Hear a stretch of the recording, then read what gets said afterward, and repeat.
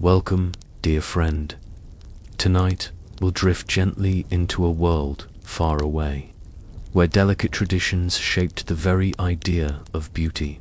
In ancient Japan, as you settle in, maybe from a quiet room or a cozy corner, perhaps it's late where you are, or just the soft hush of evening. I wonder, where are you tuning in from, and what hour is it? If you feel like it, do share in the comments. Now, imagine stepping slowly into a serene garden, where the air is cool and the petals whisper secrets of the past. A place where every brushstroke of makeup, every careful fold of fabric, held meaning beyond the surface. Tonight, we'll wander through these gentle, strange customs, the beauty rituals that defined an age long gone.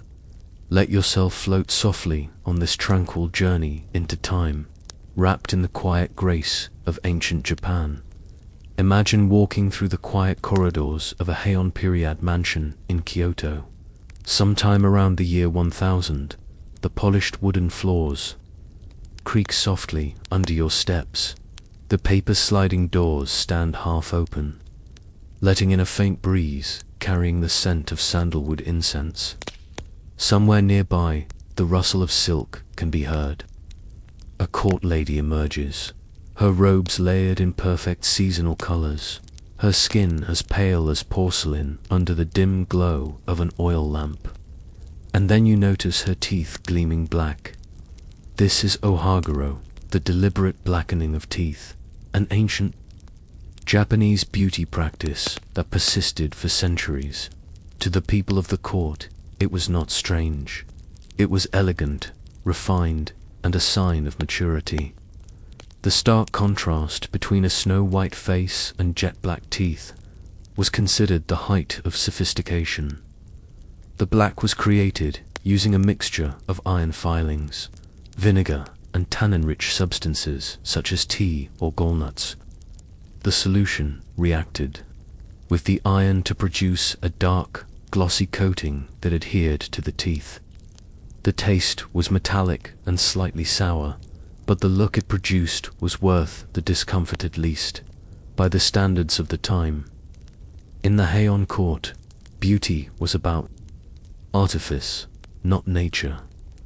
A truly refined person did not display the raw, unaltered features of the body, just as the face was powdered to a smooth, uniform whiteness. The teeth were blackened to remove the animal whiteness that, in their eyes, lacked dignity. 2. Leave teeth unblackened was seen as crude, even unattractive, much like leaving one's hair uncombed. Ohaguro was often associated with adulthood, especially for women. A young bride would blacken her teeth as a symbol of her new role. Aristocratic men sometimes adopted it too, particularly in later centuries. For both genders, it was a mark of belonging to the upper class, a visible line between the cultivated and the common. Maintaining the look was not simple. The coating faded after a few days and had to be reapplied regularly. Many women carried small lacquered containers with the mixture, ready to refresh the shine during the day. The process was private, often done while seated before a bronze mirror, the faint lamplight turning the black sheen almost silver. For us today, the sight might seem unsettling, even grotesque. But in the silent world of the Heian Palace, where smiles were often hidden behind painted fans, ohaguro was a beauty scene only when you wished to reveal it. It was both an ornament and a veil, something intimate and controlled.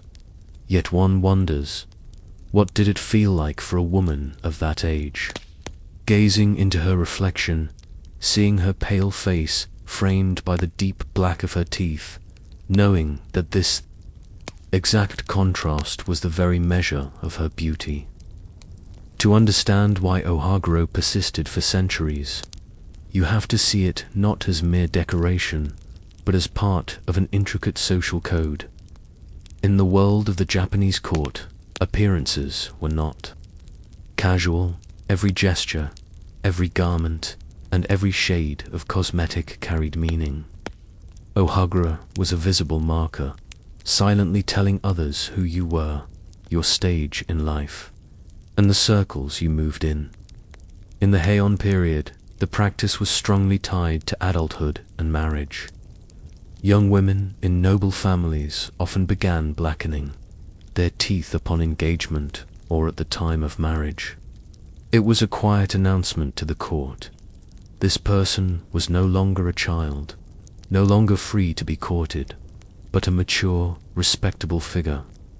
For men, particularly in later centuries, such as the Muromachi 1336 to 1573 and Edo 1603 to 1868, periods, blackened teeth could signify high status, warrior rank, or simply refined taste. The association with class was strong. Peasants and lower townspeople rarely practiced ohaguro, not because they were forbidden, but because the materials were costly and the maintenance time-consuming. The lacquered container of the dye solution, the delicate brushes, and the patience required for repeated application all pointed to a life of leisure, something only the elite could afford. Religious and moral meanings crept in as well. Buddhist nuns sometimes adopted blackened teeth as part of renouncing worldly beauty, the deep black acting as a denial of sensuality. At the same time, it could be an enhancement of beauty in secular life, a reminder that symbols shift depending on the setting, even in the bustling Edo period. When towns were full of merchants and artisans, ohaguro remained fashionable among the wealthy. It was often paired with the white face powder, or shiroi, and delicately painted eyebrows, sometimes completely removed and redrawn higher on the forehead in the hekimeyu style. The combination was deliberate. Every element worked together to create a face that was less a reflection of the body and more a crafted image. However, ohaguro was not just for formal display. Historical records mention that aristocrats maintained the look even in private settings, perhaps because, in a society where beauty was never entirely personal, appearance was a constant performance. The act of reapplying the dye could be almost meditative, mixing the solution, brushing it onto each tooth with care, letting the dark sheen spread evenly, and yet, despite its deep entrenchment in Japanese culture, the practice would not last forever. By the late 19th century, under the influence of Western contact and modernization during the Meiji era, ohaguro began to be seen as old-fashioned, even backward. White teeth, once animal-like in the eyes of the elite, became the new mark of refinement. But in the centuries when it was at its height, ohaguro was more than an aesthetic choice, was a sign of belonging, a statement about your place. In a world where beauty was carefully constructed and every detail told a story, still, a question lingers. If beauty is always shifting, how do we decide which of our own customs will seem strange to the people of the future? As time went on, the practice of ohaguro began to fade. By the late 19th century, during Japan's rapid modernization in the Meiji era, Western beauty standards began to influence the country. White teeth were now seen as cleaner, healthier, and more attractive. Government officials, eager to present Japan as a modern nation, even discouraged the old custom, labeling it as outdated and unattractive in a westernized society. For many women who had spent years perfecting their ohaguro appearance, this shift felt strange, almost like losing a part of their identity. The jars of iron filings and vinegar, once treasured beauty tools, were abandoned. Slowly, the sight of blackened teeth disappeared from city streets and rural villages alike, surviving only in certain geisha traditions or in theatrical performances. that aimed to preserve a glimpse of the past. Today, ohaguro is remembered with a mix of fascination and puzzlement. To modern eyes, it might seem unusual, even eerie, but for centuries, it was a mark of beauty, refinement, and social standing. It tells us that beauty is never fixed. It shifts with culture, time, and the stories we choose to tell about ourselves. In the refined world of ancient Japan, particularly during the Heian period 794–1185, beauty standards were distinct and often quite different from what many recognize today. One striking and somewhat surprising custom was the practice of hikimayu, the shaving or plucking away of natural eyebrows, followed by painting small, rounded dots or lines higher on the forehead. This eyebrow alteration was not merely a fashion statement, but a deeply rooted cultural tradition imbued with symbolic meaning and social significance. At first glance, the idea of removing one's natural eyebrows might seem unusual or even extreme. But within the Heian court, it was a mark of aristocratic elegance and sophistication. Women of noble birth often underwent this transformation during adolescence, as a rite of passage, signaling their entrance into court society. The shaved brows and painted replacements were intended to complement the oval faces and pale skin that defined Heian beauty ideals. The new eyebrows were typically painted using ink or pigments, carefully shaped into small, curved lines or dots positioned well above the natural brow line. This placement created an effect that visually lengthened the forehead and softened facial expressions, aligning with the period's aesthetic preference for subtlety and refinement. The painted brows also harmonized with other beauty practices of the time, such as the application of white facial powder and the blackening of teeth known as ohaguro. Beyond enhancing physical appearance, hikimayu carried symbolic weight. The removal of natural eyebrows was linked to notions of purity and transformation, shedding the old self and adopting the refined identity of a court lady. This change visually marked the woman as part of an exclusive cultural elite, differentiating her from commoners and signaling her social rank. The process of maintaining hikimayu was meticulous. Women often relied on skilled attendants to shave and paint their eyebrows with precision, ensuring that the lines or dots were symmetrical and appropriately shaped. This daily ritual was part of a larger beauty routine that demanded time, patience, and careful attention to detail, reflecting the broader Heian value placed on grace and poise. Literary works and visual art from the period frequently depict women with these distinctive painted eyebrows, underscoring their cultural importance. The hikimayu style became a defining feature of Heian court portraits, helping historians and artists alike recognize and understand the era's unique aesthetic sensibilities. As you envision a noblewoman in her elegant robes, her natural eyebrows shaved away and delicate dots painted above her eyes, consider how this practice was more than appearance. It was a ritual of identity, status, and transformation. In the subtle art of hikimayu, we see the profound connection between beauty and cultural expression in ancient Japan. Understated elegance valued in the imperial court. The hikimayu tradition was deeply intertwined with the social and cultural fabric of Heian Japan, serving as both a personal and public statement of identity. Removing one's natural eyebrows and replacing them with painted dots or lines was not a casual trend, but a symbol loaded with meaning, one that distinguished noblewomen within the strict hierarchy of the imperial court.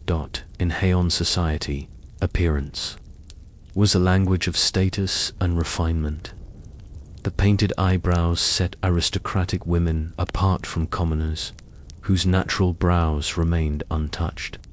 By reshaping the face through hikimayu, women visually communicated their elevated position, wealth, and access to luxurious sense. The process demanded time, skilled attendants, and costly pigments.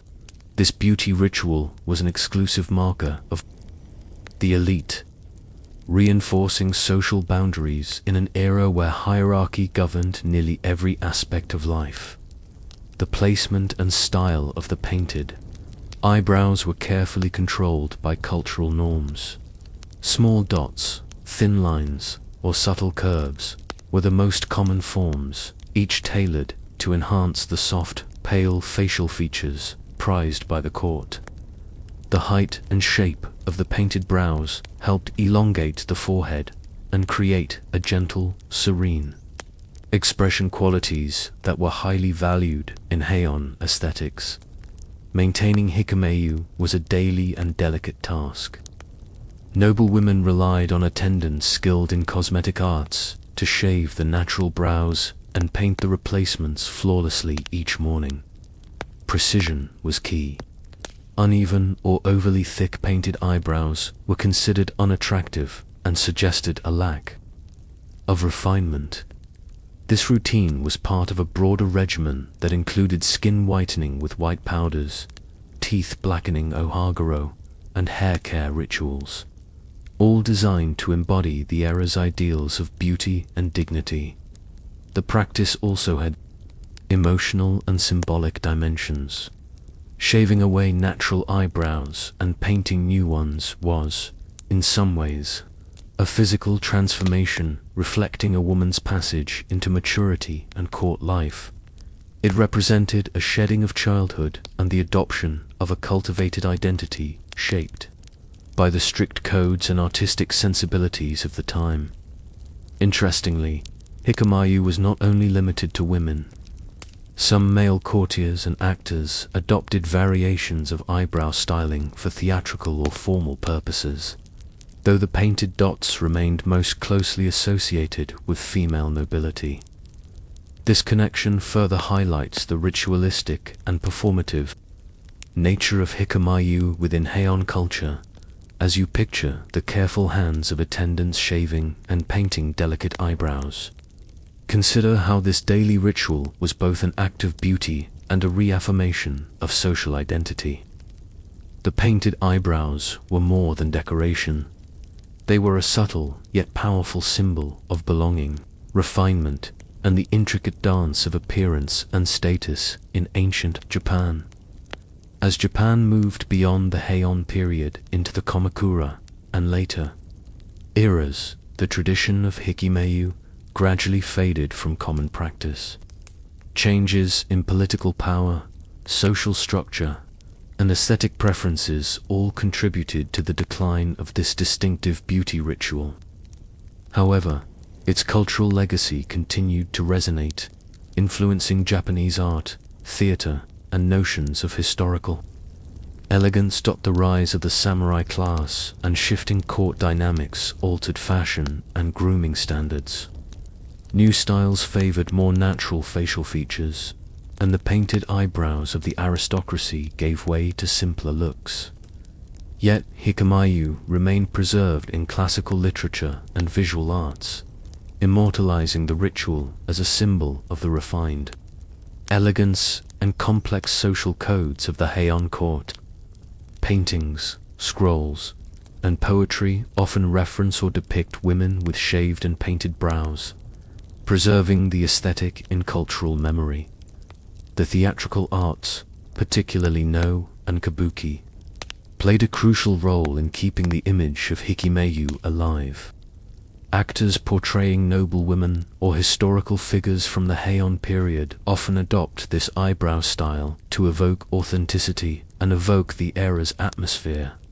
Through these performances, audiences experience a glimpse into the beauty ideals and social rituals of ancient Japan. Moreover, hikamayu reminds us of the broader cultural emphasis on transformation and identity. The act of shaving natural eyebrows and painting new ones symbolized more than just physical appearance, represented the wearer's passage into a refined, socially regulated world, marked by rituals that shaped daily life. This concept of transformation through appearance is echoed in many cultures, but the particular form of hikamayu remains uniquely Japanese. In contemporary times, while hikamayu is no longer practiced, its echoes can be seen in fashion, art, and even makeup. Trends that play with eyebrow shapes and placement. The tradition invites reflection on how beauty standards are constructed and how they communicate identity, status, and cultural values. As you consider the delicate dots and lines that once adorned the foreheads of noble women, think about how this subtle art shaped not just faces, but social worlds.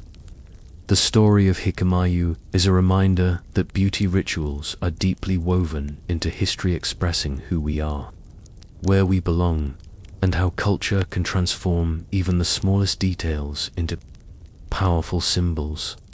In the delicate, candlelit world of Japan's Heian court, beauty was not a matter of chance.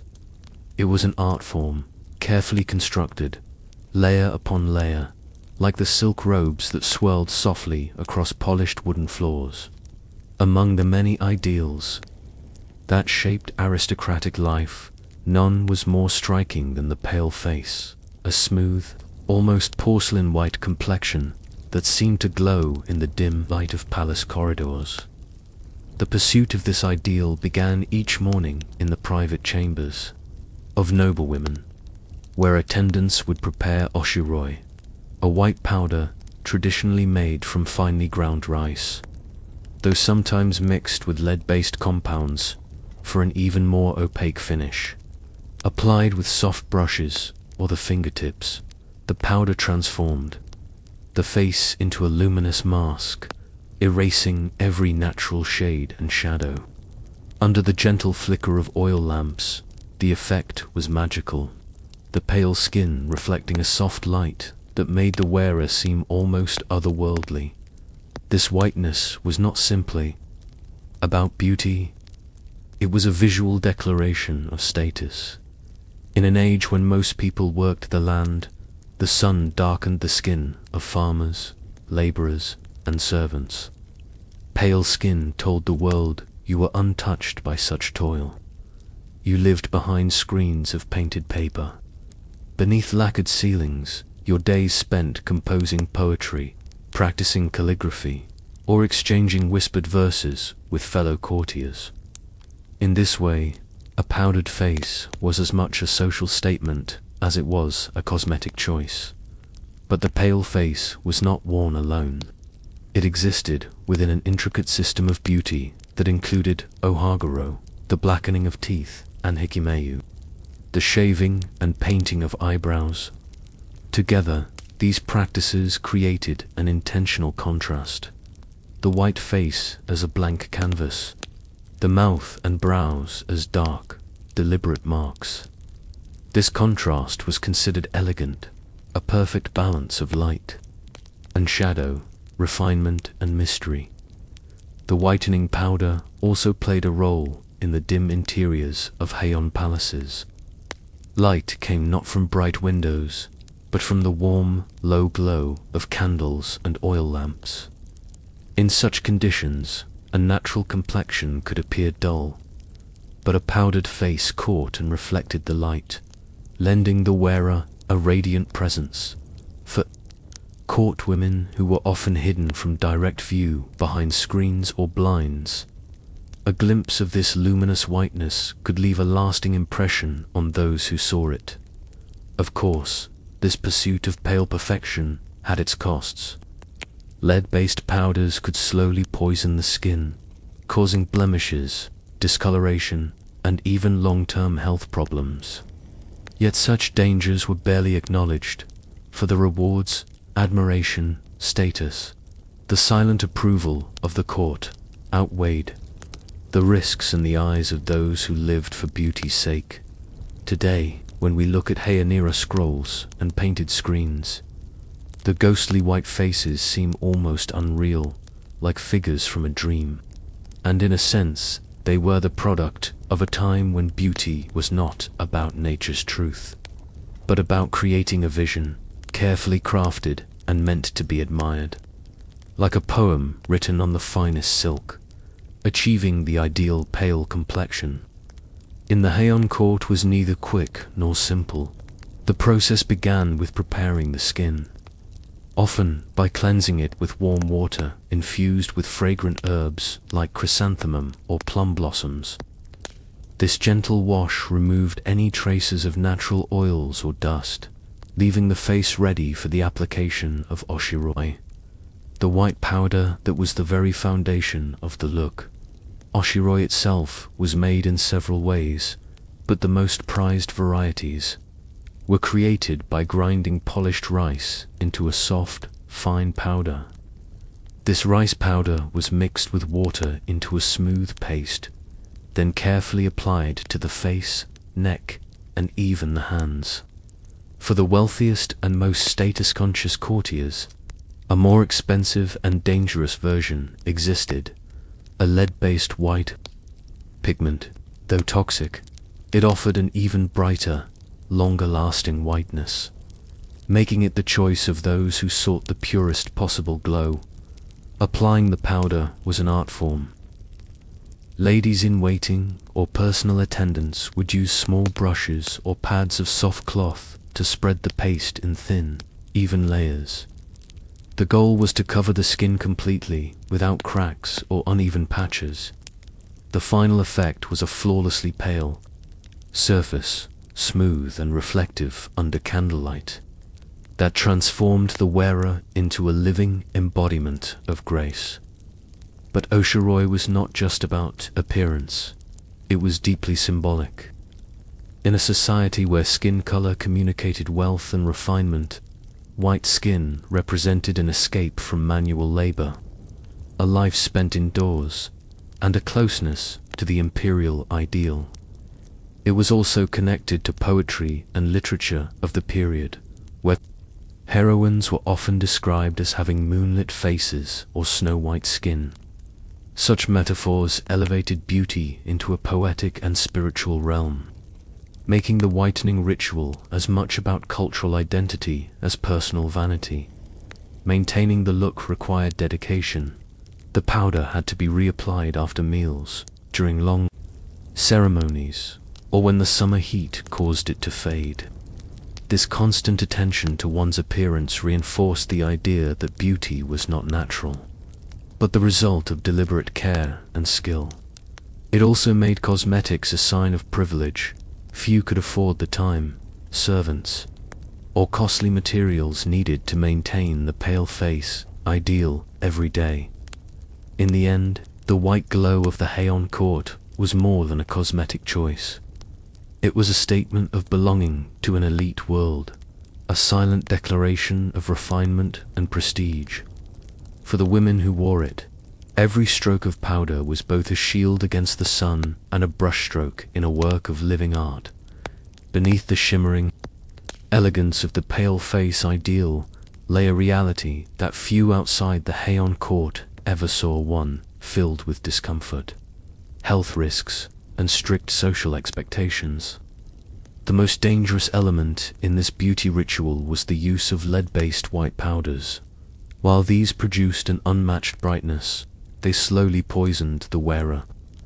Over time, lead absorbed through the skin or inhaled as dust could cause headaches, muscle weakness, and even memory loss. Some women suffered from chronic fatigue, trembling hands, or strange skin sores, all silently endured in the name of beauty. Yet, danger was not the only hidden cost. The whitening paste itself, whether rice-based or lead-infused, was thick and heavy. Once applied, it restricted facial movement, making it difficult to smile naturally or express emotion. Women learned to maintain a composed, almost mask-like stillness, not only for elegance, but to prevent cracks from forming in the smooth white layer. Eating while wearing oshiroi could be equally awkward, requiring careful bites to avoid smudging the carefully painted face. There were also seasonal challenges. In summer, heat and humidity caused the paste to soften, making it prone to streaking. Attendants had to follow noblewomen throughout the palace, ready to retouch the powder between events. In winter, the dryness of the air could make the paste flake, requiring different preparation techniques.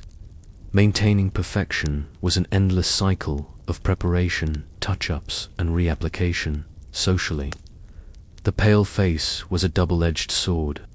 While it elevated a woman's status, it also made her subject to constant judgment. A patchy application, a tint too dull, or a powder poorly blended could be read as a sign of carelessness or lower refinement. In the competitive atmosphere of the court, beauty was a battlefield, and the smallest imperfection could become whispered gossip.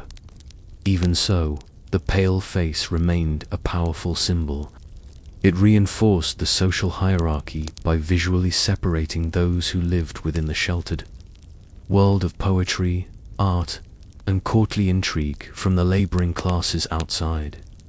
Over time, the look became so ingrained in aristocratic identity that to appear in public without whitening was almost unthinkable for a court lady. Thus, the pale moonlit faces of the Heian court were more than just beautiful illusions.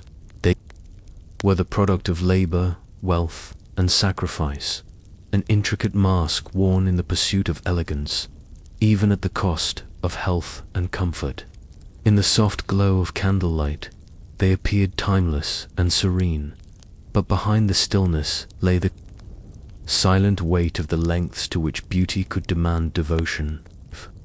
Beauty was not a casual pursuit, it was a lifelong commitment, governed by strict ideals and painstaking rituals.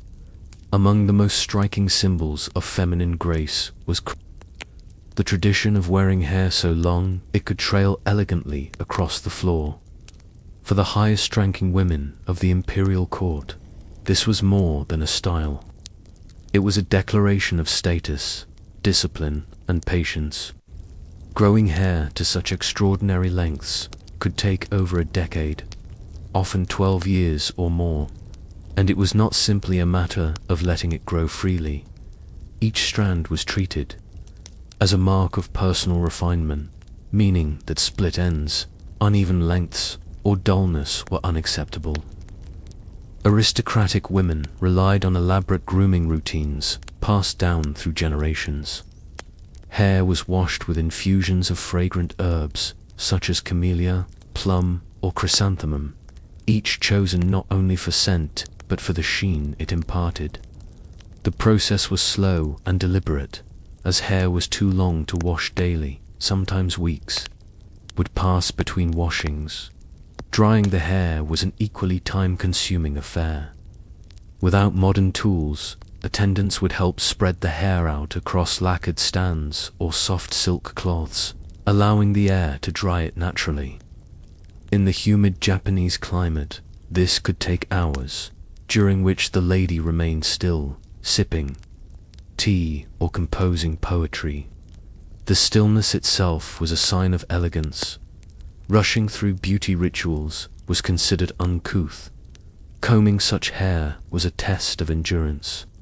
Special wide-toothed wooden combs were used to avoid breakage, and the act was often accompanied by the application of light camellia oil to smooth and protect the strands.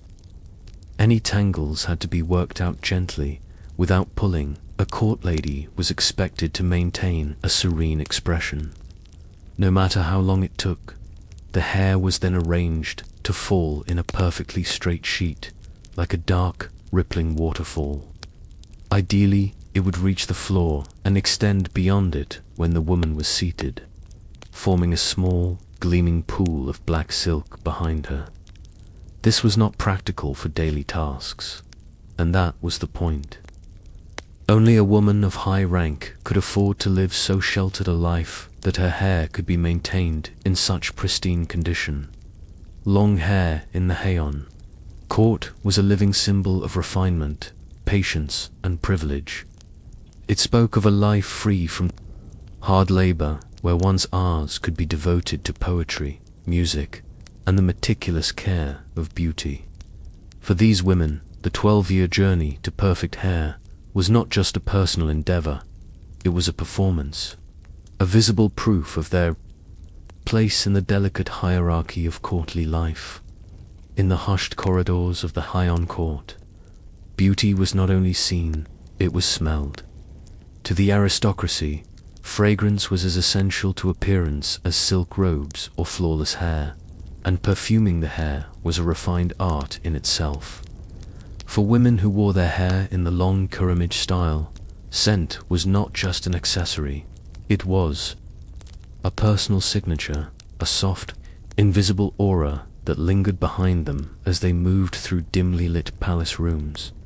The most prized scents came from rare, aromatic woods and blossoms, a loosewood, sandalwood, plum, and cherry. These were never applied in raw form. Instead, they were transformed into delicate incense blends through recipes that could take months to perfect. Families guarded these formulas as closely as treasures, passing them down through generations. No two women were expected to smell quite the same. In fact, the uniqueness of one's scent was considered part of one's charm. The perfuming ritual itself was as much a performance as it was practical care. Ladies would sit in a quiet room where a small brazier burned incense beneath a specially designed wooden stand called a kuro. Hair was spread over the stand, and the rising smoke would slowly weave through the strands. This was a gentle process, taking hours, and it required absolute stillness, so that the hair absorbed the scent evenly. The perfume not only clung to the hair, but also seemed to come alive when warmed by the body's natural heat. Unlike modern perfume, which fades after a few hours, the fragrance from incense could linger in the hair for days, especially when the hair was thick and long enough to trap the scent between its layers.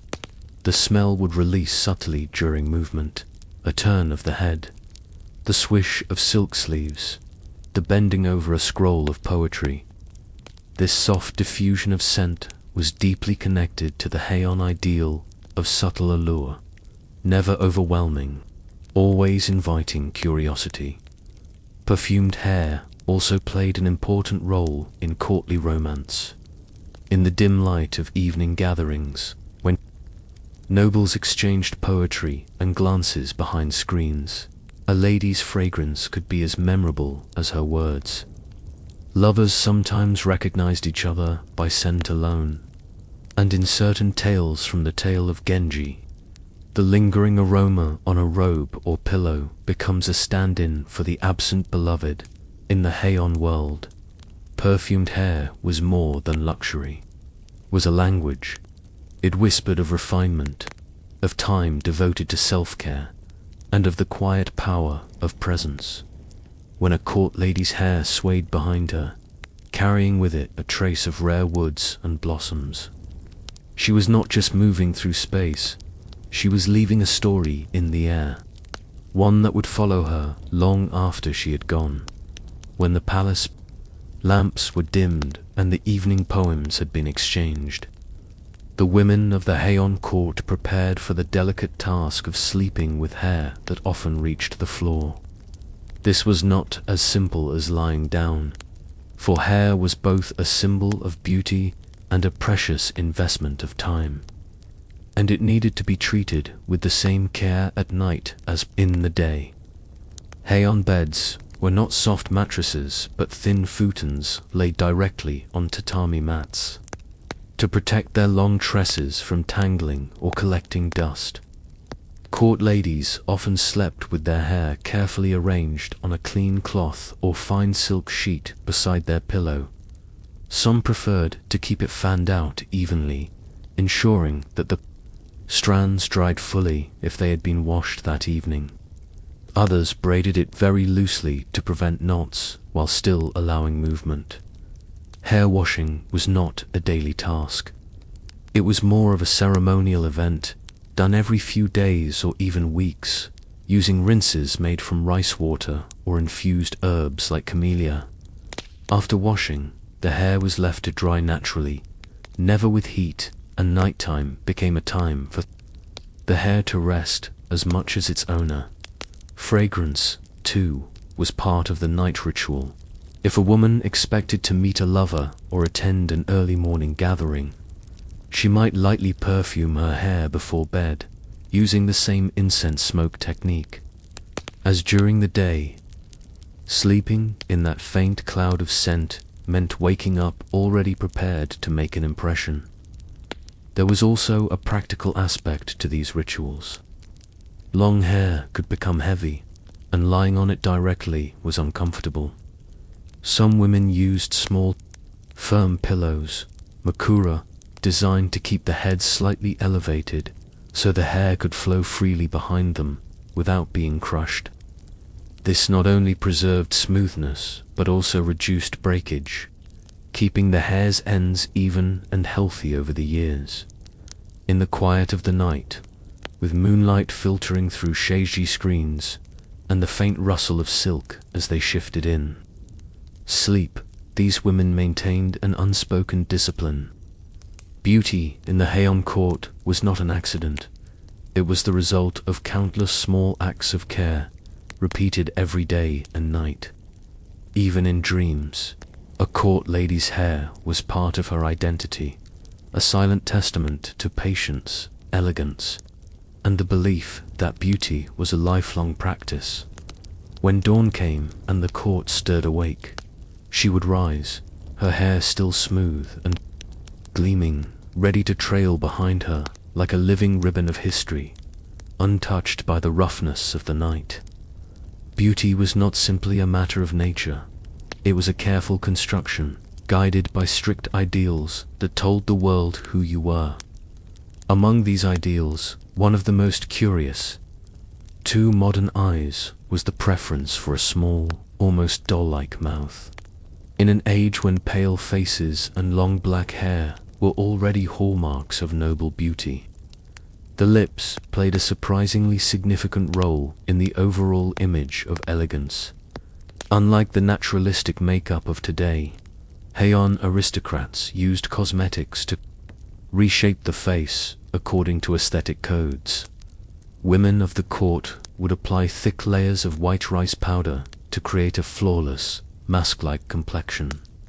Over this canvas, they painted the lips not in their natural shape, but as two tiny, precise ovals or rounded dots in deep crimson or vermilion.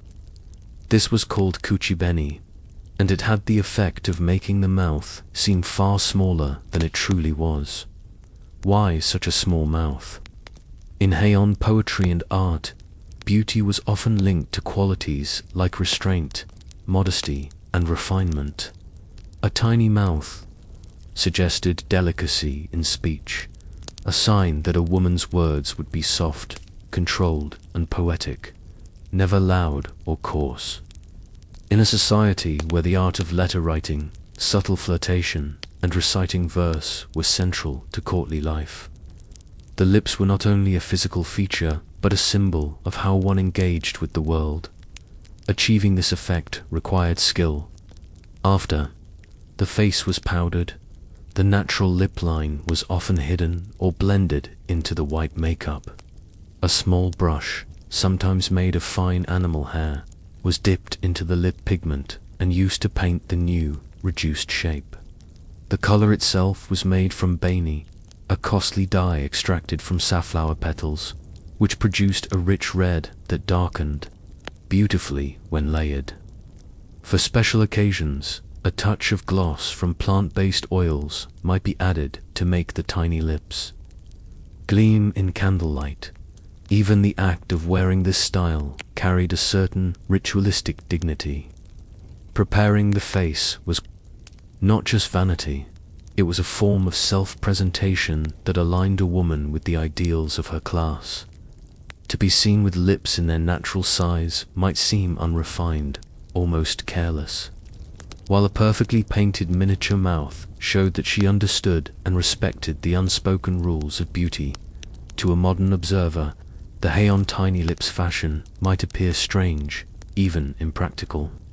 But In its own time, it was part of a larger visual language, one in which every detail, from the arch of the eyebrows to the fall of the hair, told a story about who you were and how you lived. And for a court lady moving through the polished corridors of the imperial palace, those small, crimson lips spoke volumes. Creating the tiny lips look was not something a court lady could do in haste. It demanded time, patience, and a steady hand, and for the highest-ranking women, it was often carried out with the help of attendants who were trained in the art of Heian cosmetics. These attendants would begin by smoothing the skin with layers of finely milled rice powder, applied evenly until no trace of natural color remained. This white surface was not merely a beauty choice, it also enhanced candlelight reflections at night gatherings, making the face glow softly in dim rooms. Once the face was prepared, the natural lip line had to be disguised. This was usually done by lightly dabbing more powder around the mouth until the edges faded into the pale skin. Only then could the new lips be painted. The brush strokes were precise, one curved oval for the upper lip, and one for the lower, creating a perfectly symmetrical miniature mouth. The pigments themselves were precious. Safflower petals were painstakingly soaked and needed to extract their color, which was then concentrated into a paste. This dye bany was so expensive that it was stored with care and used sparingly. A deeper, almost blackish red could be achieved by applying multiple layers and letting each dry before the next. This layering was considered especially beautiful for formal occasions, such as poetry, contests, banquets, or imperial ceremonies. Interestingly, the tiny lip style was not about physical attraction in the way modern beauty trends often are. It was not meant to appear sensual or full, but rather to convey refinement, self-control, and cultural literacy. In Heian courtly life, a woman's allure lay as much in her handwriting, her ability to compose a clever poem, or her subtle scent, as in her physical features. The miniature lips were simply one visual cue in a whole aesthetic system. But there was also an element of performance to it. The Heian court was a place where appearances were constantly judged, and small gestures could signal status. To maintain the perfect lip shape while speaking or smiling required practice. Too much movement would disturb the painted form. This constraint subtly influenced how women spoke and even how they laughed, ensuring their behavior matched the elegance of their appearance. In this way, the tiny lips ideal was not only a beauty standard, but also a quiet discipline, one that shaped both the face and the manners of those who wore it. It was a daily exercise in patience, artistry, and self-control, woven seamlessly into the fabric of aristocratic life. Like many beauty ideals, the tiny lips fashion of the Heian court was not eternal. As centuries passed, Japan's cultural landscape shifted. Political power moved away from Kyoto's aristocracy. The warrior class rose in influence, and different aesthetics emerged. By the Kamakura period, 1185 to 1333, beauty standards began to change. A more natural, less elaborately painted mouth became fashionable, reflecting the practical realities of a society more focused on governance and military strength than poetic salons. Yet, even as the tiny lips style faded from everyday use, it remained a powerful symbol of a vanished age. In literature and paintings, depictions of noble women from the Heian period almost always showed the pale faces and small crimson ovals for lips, marking them instantly as part of a refined and romanticized world. The look became shorthand for elegance, nostalgia, and courtly sophistication, a visual code that told viewers they were gazing upon the elite of a distant golden past. For historians and art lovers today, these painted lips are more than just a curiosity. They reveal how deeply intertwined beauty, culture, and social order were in Heian, Japan. A mouth was not just a mouth, it was a carefully crafted emblem of rank, education, and belonging to a cultural elite that valued subtlety over excess. Even modern fashion and art in Japan occasionally draw inspiration from the style. Photographers, costume designers, and film directors recreate the look to evoke an atmosphere of quiet grace and otherworldly charm.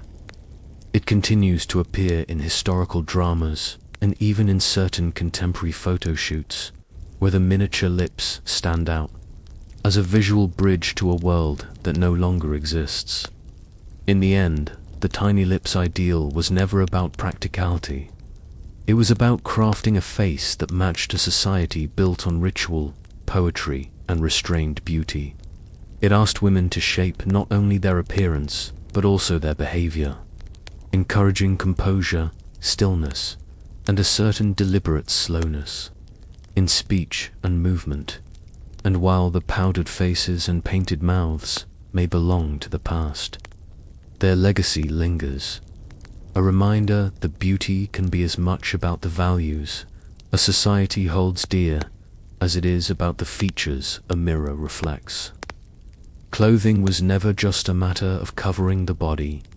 It was a language, a silent poetry written in silk and color. To the aristocracy, every choice of hue, pattern, and layering was a statement, not only about rank and taste, but about one's sensitivity to the changing seasons. A lady's robes were expected to mirror nature itself, shifting with the blossoms of spring, the golds of autumn, or the deep whites of winter snow. The most celebrated form of this aesthetic was the Jani Hito, literally 12-layer robe. Despite the name, the number of layers could vary, but what mattered was the harmonious arrangement of colors. The innermost robes peeked out at the sleeves and hems, creating a carefully calculated palette that would make any modern fashion stylist envious. These combinations were known as kasane no urum, or layered colors, and each had a poetic association. Pale pink over white might evoke the first blush of plum blossoms, while a sequence of greens might suggest new bamboo shoots after a spring rain. This was not seasonal dressing in the modern sense of spring clothes and winter coats. It was a performance of refined awareness to wear the wrong seasonal colors was to announce oneself as uncultured, a social misstep as glaring as a formal guest arriving in casual attire. A Heian courtier's reputation could rise or fall on her ability to select robes that captured the exact mood of a moment in nature. In spring, court ladies might wear soft layers of pink, white, and pale green to echo the fleeting beauty of cherry blossoms. Summer brought cooler tones, blues and whites suggesting water and wind, while autumn's layers deepened into reds, golds, and russets that mirrored the maple leaves. Winter, however, was the time for the stark beauty of white silk over pale grey, accented with a flash of red, like the berries of a snow-covered tree. What makes this tradition remarkable is the almost meditative care involved. The ladies were not dressing merely for visual effect. They were dressing to align themselves with the rhythms of the natural world. It was as if the body became a canvas for the seasons, a moving reflection of the landscapes outside the palace. Walls dot, and in the quiet lamplit corridors of the court, where sliding doors opened to manicured gardens, the sight of a lady in perfectly chosen layers was as much an art form as the poems recited at moon-viewing parties. In the Heian world, elegance was not just seen, it was felt, in harmony with the passing of time. For the women of the Heian court, preparing one's attire was not a quick or casual affair. It was a slow ritual, often requiring the assistance of several attendants. Each layer of the Jani Hito was heavy, made from rich silk, and when worn together could weigh over 20 kilograms. Yet the weight was not considered a burden. Rather, it was part of the dignity and gravitas of courtly life.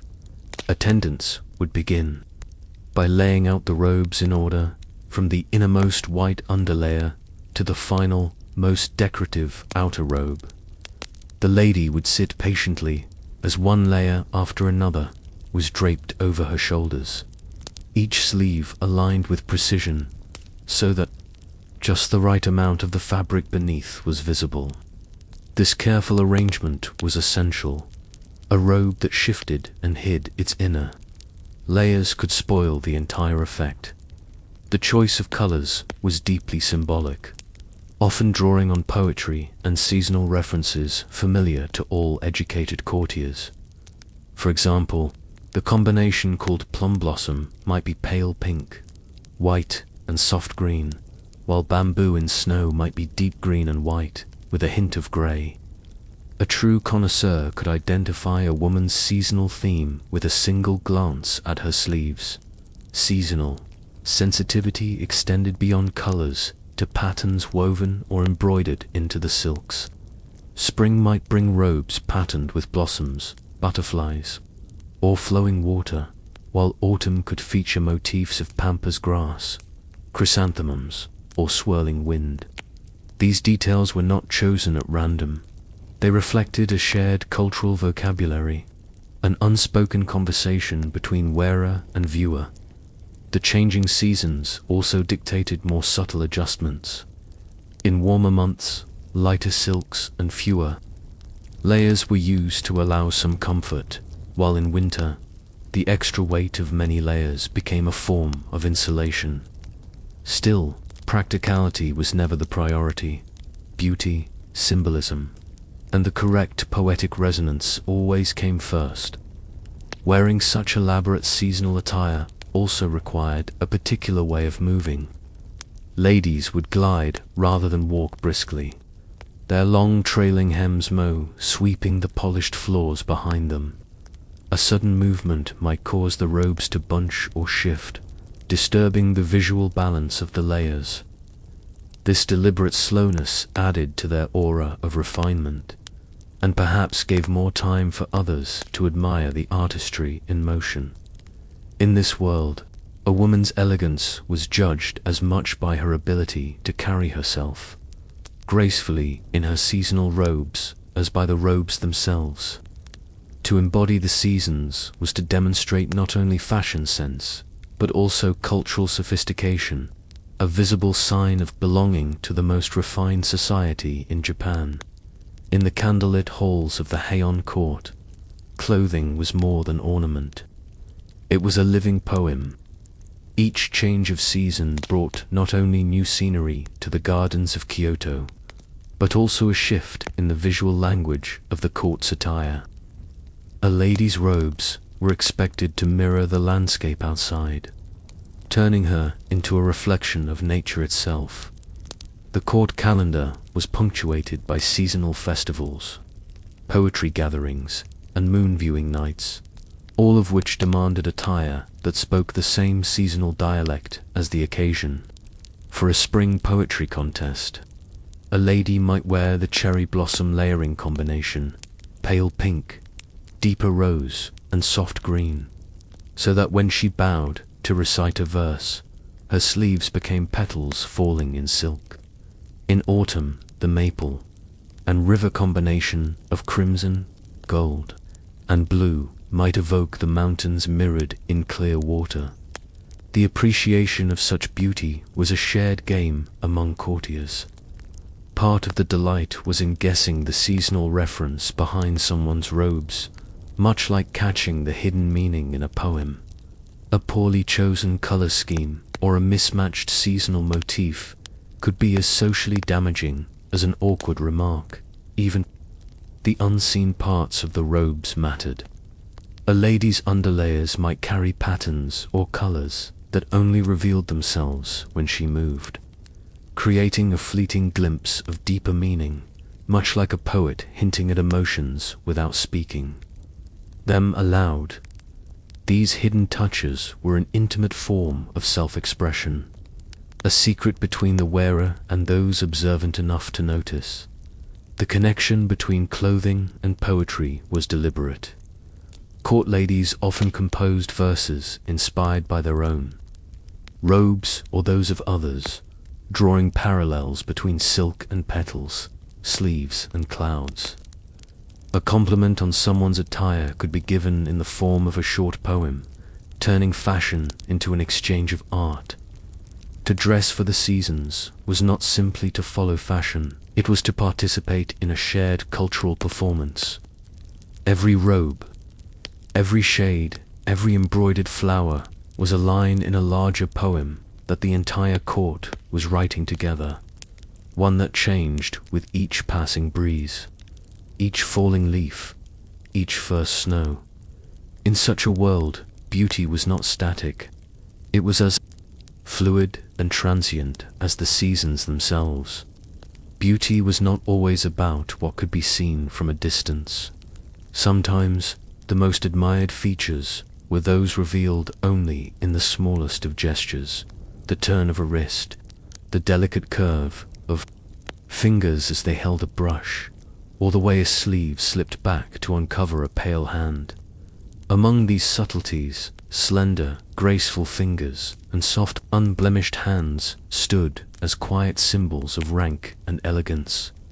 Hands told silent stories in a society where the nobility lived, shielded from physical labor. The smoothness of one's skin spoke of a life free from toil. Slender fingers suggested refinement, gentleness, and an education steeped in the arts, the kind that involved ink, paper, and poetry rather than tools or farm work. The nails were kept short, their natural shape maintained without decoration, for even the smallest touch of artifice could seem vulgar in such a restrained culture. The court's admiration for beautiful hands was heightened by the rituals of daily life. When a lady passed a letter to a suitor, her hand might emerge briefly from her layered sleeve, offering a fleeting glimpse of skin as pale as moonlight. The same was true during musical performances. Playing the koto or biwa required long, poised fingers that could move with both strength and grace. Even the act of writing poetry became an extension of beauty. To watch an elegant hand brush ink across paper was to witness refinement in motion. A performance meant for those who understood that art could exist in something as fleeting as a gesture. These moments, rare and easily missed, were part of the courtly game of admiration. In the Heian world, beauty was as much about suggestion as revelation. A hand that never touched the earth, that moved with measured grace, became a living emblem of status, and for those privileged enough to live such lives, their fingers and palms were as much a mark of nobility as the silk robes they wore, or the poems they composed. Maintaining the delicate beauty of slender fingers and soft hands was no simple task. It was a daily ritual requiring care, attention, and patience. In the Heian court, noblewomen employed a variety of natural remedies and gentle treatments to preserve their skin's pale, smooth appearance, reinforcing their status and elegance. Since these women lived sheltered lives, often secluded from harsh weather and manual labor, their hands were shielded from roughness, but they still required constant nourishment. Special oils made from camellia seeds, plum kernels, or apricot were carefully applied to moisturize and protect the skin. These oils, lightly scented with subtle floral fragrances, were massaged into the hands and fingers with slow, deliberate strokes, calming practice that doubled as a moment of personal care and relaxation. Exfoliation was another important aspect of hand care. Finely ground rice powder mixed with water created a gentle scrub to remove dead skin and keep the hands soft. This treatment was performed by attendants or sometimes by the women themselves, using small cloths made from silk or cotton. Afterward, hands were rinsed with cool water infused with petals or herbs, leaving behind a fresh, delicate scent that complemented the wearer's overall fragrance. Protecting the hands also involved avoiding dirt or stains. The multiple layers of long sleeves on the Jainahito robes were designed not just for beauty, but to shield the skin from sun and dust. Women were careful when engaging in any activity, knowing that a single blemish could betray their sheltered status. Even during moments of leisure, such as playing musical instruments or arranging flowers, movements were measured and graceful to prevent any damage to the skin. Nails were equally important. They were kept short and natural, polished only by buffing rather than color or decoration.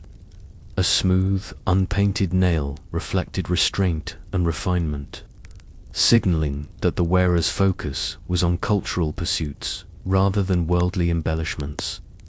Through these careful routines, slender fingers and soft hands became more than physical features. They were a reflection of a noble lifestyle, a visible sign of privilege, and a subtle form of communication. Each graceful gesture was a reminder that beauty in the Heian court extended far beyond the face, encompassing the smallest details and most private parts of the body. In this way, caring for the hands was not merely about appearance.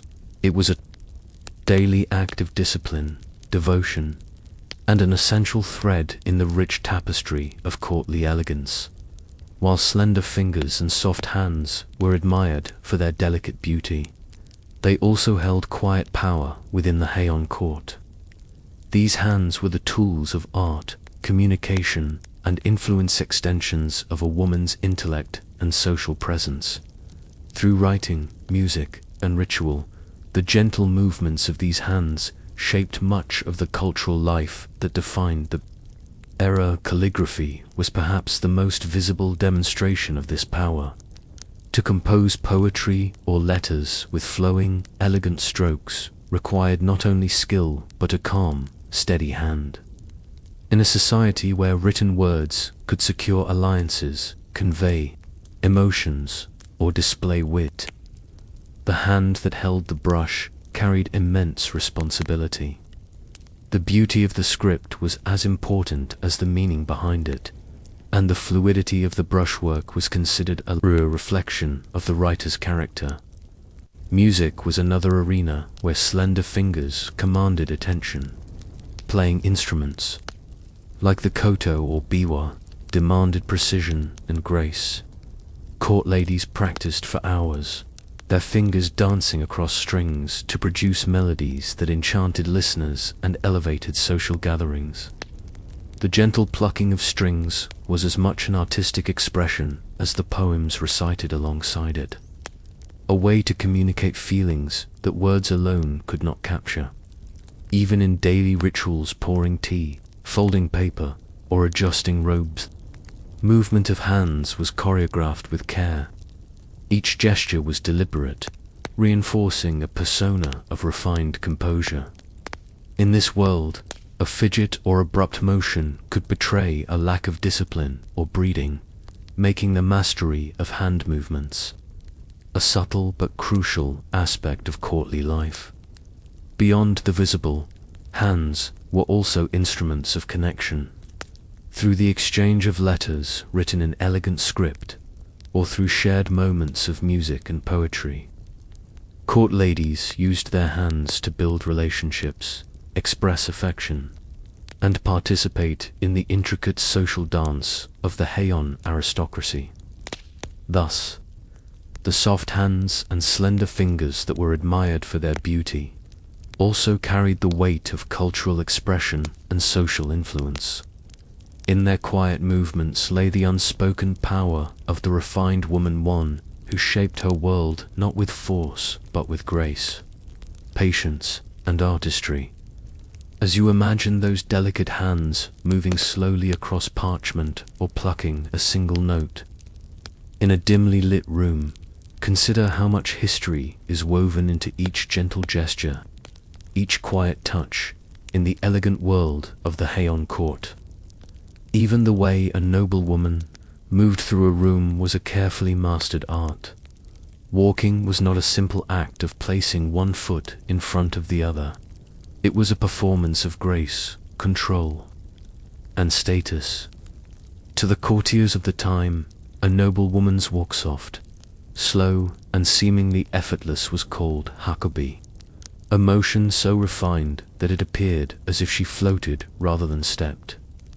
This floating walk was the result of generations of practice and social conditioning. It required the lady to take tiny, measured steps, keeping her feet close together and her weight balanced carefully over each foot. The movement was slow and deliberate, avoiding any sudden or heavy impact on the floor. This gait allowed the heavy layers of the Hito robes to flow smoothly, creating an almost hypnotic ripple of silk with each step. The robes themselves played a significant role in this illusion. The multiple layers of silk, often 12 or more, draped down to the floor, hiding the feet almost entirely. This meant that the noblewoman's movements were mostly visible in the sweeping motion of fabric, not in the action of walking. The long, trailing hems called mo brushed softly against the polished wooden floors, adding a subtle whisper to each step. Learning to walk this way was part of a young girl's education in the court. Tutors and attendants would teach her how to control her posture, how to balance her body, and how to pace her steps so that the entire effect appeared effortless. A hurried or clumsy walk was considered unseemly and could mark someone as lacking in breeding or grace. Beyond aesthetics, the huckabee walk carried social meaning. It was a visible sign of privilege. Only those who lived a sheltered life, free from physical labor, could maintain such composure and delicate movement. The walk separated noble women from the common folk, reinforcing the rigid social hierarchy of the time. This graceful way of moving was also deeply connected to the poetic and spiritual sensibilities of the Heian era. Just as a court lady's robes reflected the changing seasons, so too did her movements echo the gentle rhythms of nature. To float rather than step was to embody calmness, restraint, and an almost otherworldly presence that was admired and envied alike, as you imagine. The quiet halls of the imperial palace, filled with sliding doors and polished floors. Picture the soft, deliberate footsteps of noble women gliding through the space-an elegant dance of fabric and poise, where every step was a statement of identity and refined artistry, mastering. The huckabee, the art of the floating walk, was far from spontaneous. It was a skill carefully cultivated from childhood for noble women in the Heian court. Girls born into aristocratic families began their training early, often guided by experienced attendants and tutors who emphasized posture, balance, and precise control over movement. The first lesson was learning to maintain a straight, poised posture. A noble woman was taught to hold her back upright but relaxed, with her shoulders slightly back and her chin gently lifted. This posture created an impression of calm dignity and helped with balance as she moved slowly through the palace. Corridors. Next came the precise control of the feet. Unlike ordinary walking, which relies on a natural heel-to-toe motion, the huckabee required the feet to be lifted barely an inch off the floor and placed down softly, with the entire foot landing almost simultaneously. The toes and heels moved in unison, and the steps were kept deliberately short, often only a few inches apart. This minimized noise and prevented the robes from shifting awkwardly to aid in this. Noblewomen sometimes practiced walking on polished wooden floors, similar to those in the palace, where the slightest misstep could create a loud echo. The goal was to make each step so quiet and fluid that the silk robes seemed to glide effortlessly over the floor. The long trailing hems of the Janihito robes added complexity to this practice. If the lady moved too quickly or stepped too high, the fabric could snag, bunch up, or reveal her feet, breaking the illusion of floating. To avoid this, courtiers advised slow, deliberate movements and minimal foot lift, so the robes flowed smoothly without interruption. In addition to feet and posture, hand placement also contributed to the overall gracefulness. Noblewomen often held their sleeves or layers of fabric gently at their sides or in front of them, helping control the robe's movement and maintaining an elegant silhouette socially. This style of walking was a clear marker of aristocratic refinement. Those unable to master the huckabee might be seen as lacking upbringing or education, damaging their reputation in the competitive atmosphere of court life. Conversely, a perfect flowing walk could enhance a woman's allure, signaling her grace, patience, and high status. The huckabee was more than just physical training. It was a daily exercise in self-discipline and mindfulness. Each slow, measured step invited contemplation and quiet confidence, embodying the Heian ideals of restraint and understated elegance. In this way, the floating walk became a living metaphor for the calm, poetic world these noble women inhabited, an art form as much as a method of movement. The huckabee, the art of walking as if floating, was not merely a display of physical grace, but a profound cultural symbol within the Heian court. It embodied ideals that extended beyond aesthetics to touch upon the very essence of aristocratic identity, social hierarchy, and spiritual expression. In the delicate, ritualistic world of the Heian era, movement was a language. The way a noblewoman carried herself spoke volumes about her upbringing, education, and place in society. A woman who mastered the floating walk demonstrated patience, restraint, and control, qualities deeply valued by the court. These traits were seen as reflections of moral virtue and inner harmony. Connecting the physical to the spiritual, the slow, gliding steps also created an almost ethereal presence. Courtiers described noblewomen's movements as reminiscent of drifting clouds or flowing water, reinforcing the Heian aesthetic that prized subtlety and natural beauty. In poetry and literature of the time, such imagery was common, with the walk serving as a metaphor for transient beauty and the passage of time. Beyond its poetic significance, the floating walk served a practical social function. In a hierarchical society where appearance was closely tied to power, the walk marked aristocrats as separate from the common folk.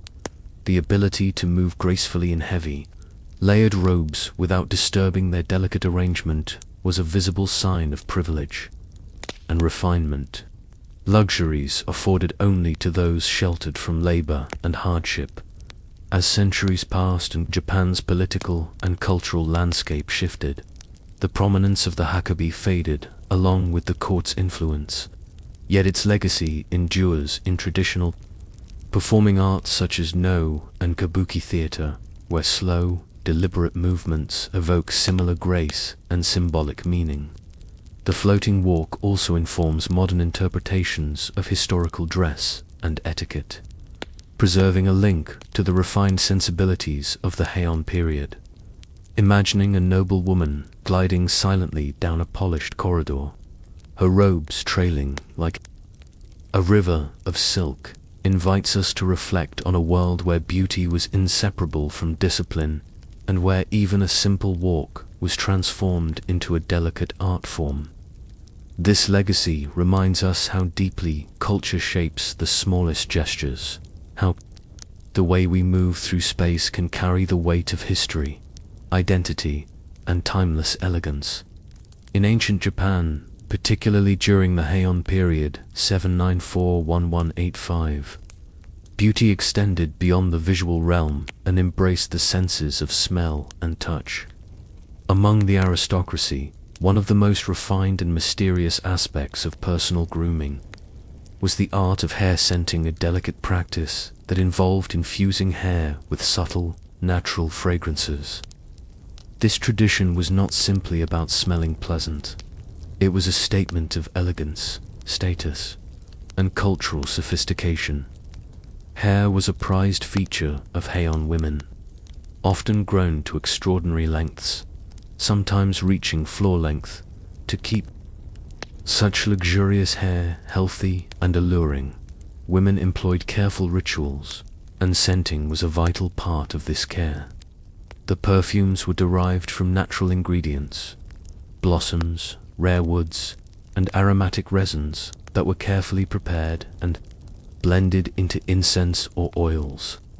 Unlike modern perfumes that are sprayed or dabbed on skin and clothes, Heian hair scenting was a slow, meditative process that used smoke and subtle application techniques to gently infuse fragrance into the strands. The primary method involved using incense burners or koro placed near the hair so that the rising smoke could weave through it without damaging the delicate strands. This process required patience and skill. The scent had to be strong enough to linger, but never overpowering, maintaining the Heian ideal of understated beauty. The faint aroma would trail behind the wearer like a soft whisper, a signature that enhanced her presence without shouting for attention. This fragrant ritual was more than a beauty treatment. It was a form of cultural expression. In a society where poetry, aesthetics, and subtlety were prized, the choice of scent was deeply symbolic.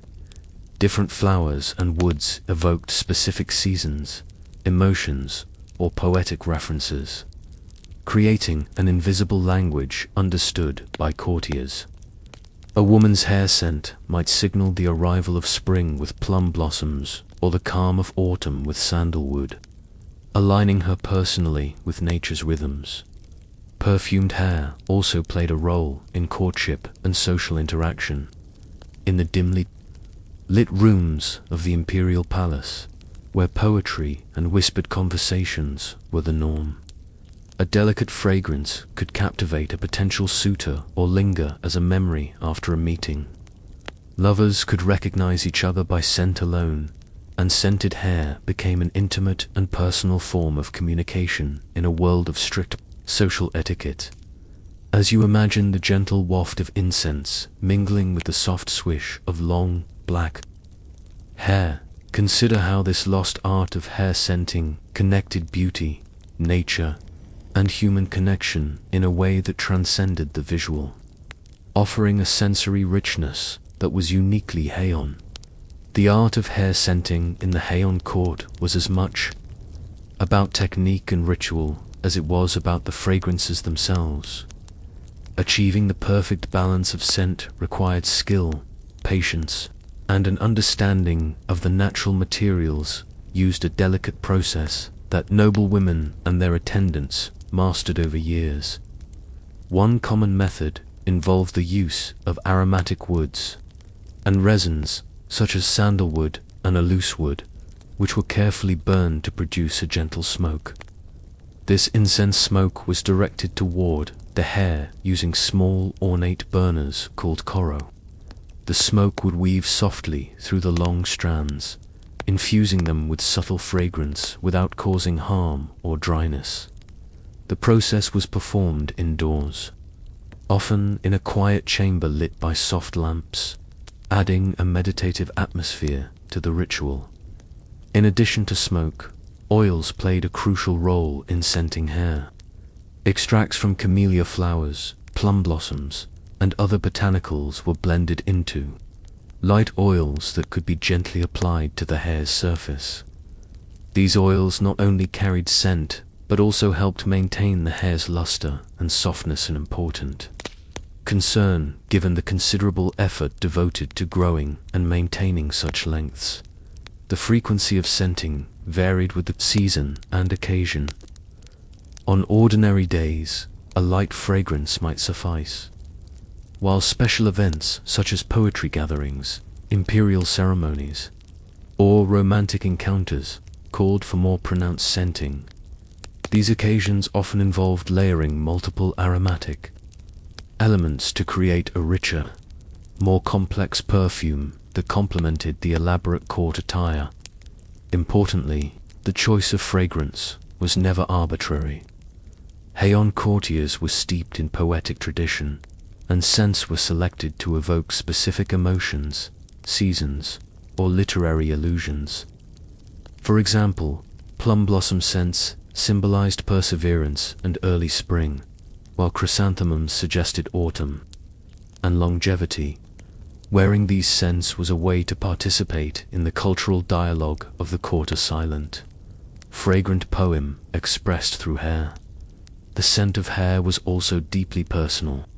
In dimly lit rooms filled with the rustle of silk and the murmur of whispered verses, a woman's fragrance could leave a lasting impression, becoming part of her identity and memory. Lovers, friends, and acquaintances might recognize someone simply by the subtle trail left behind, making hair scenting an intimate extension of the self.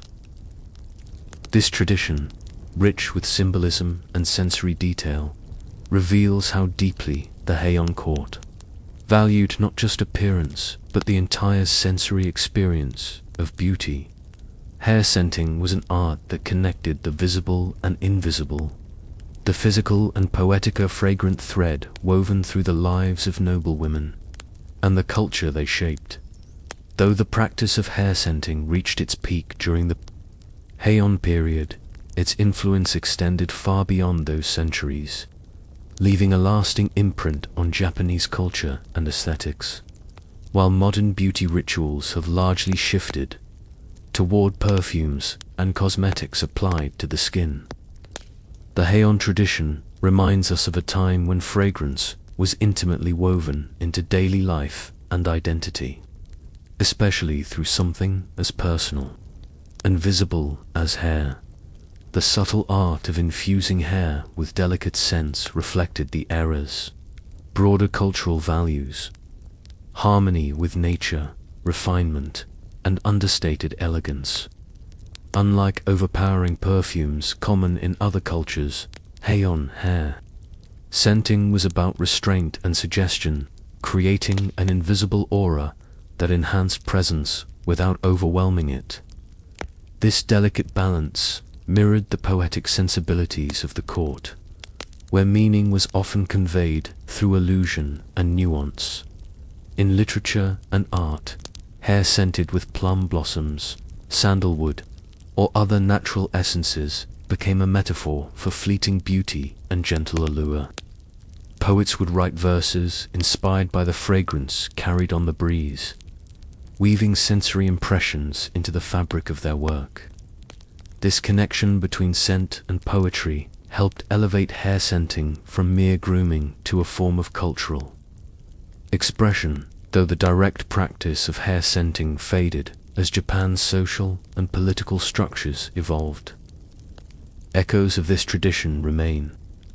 Elements of scenting rituals survive in classical performing arts such as no and kabuki, where subtle fragrances may still be used to evoke mood and atmosphere.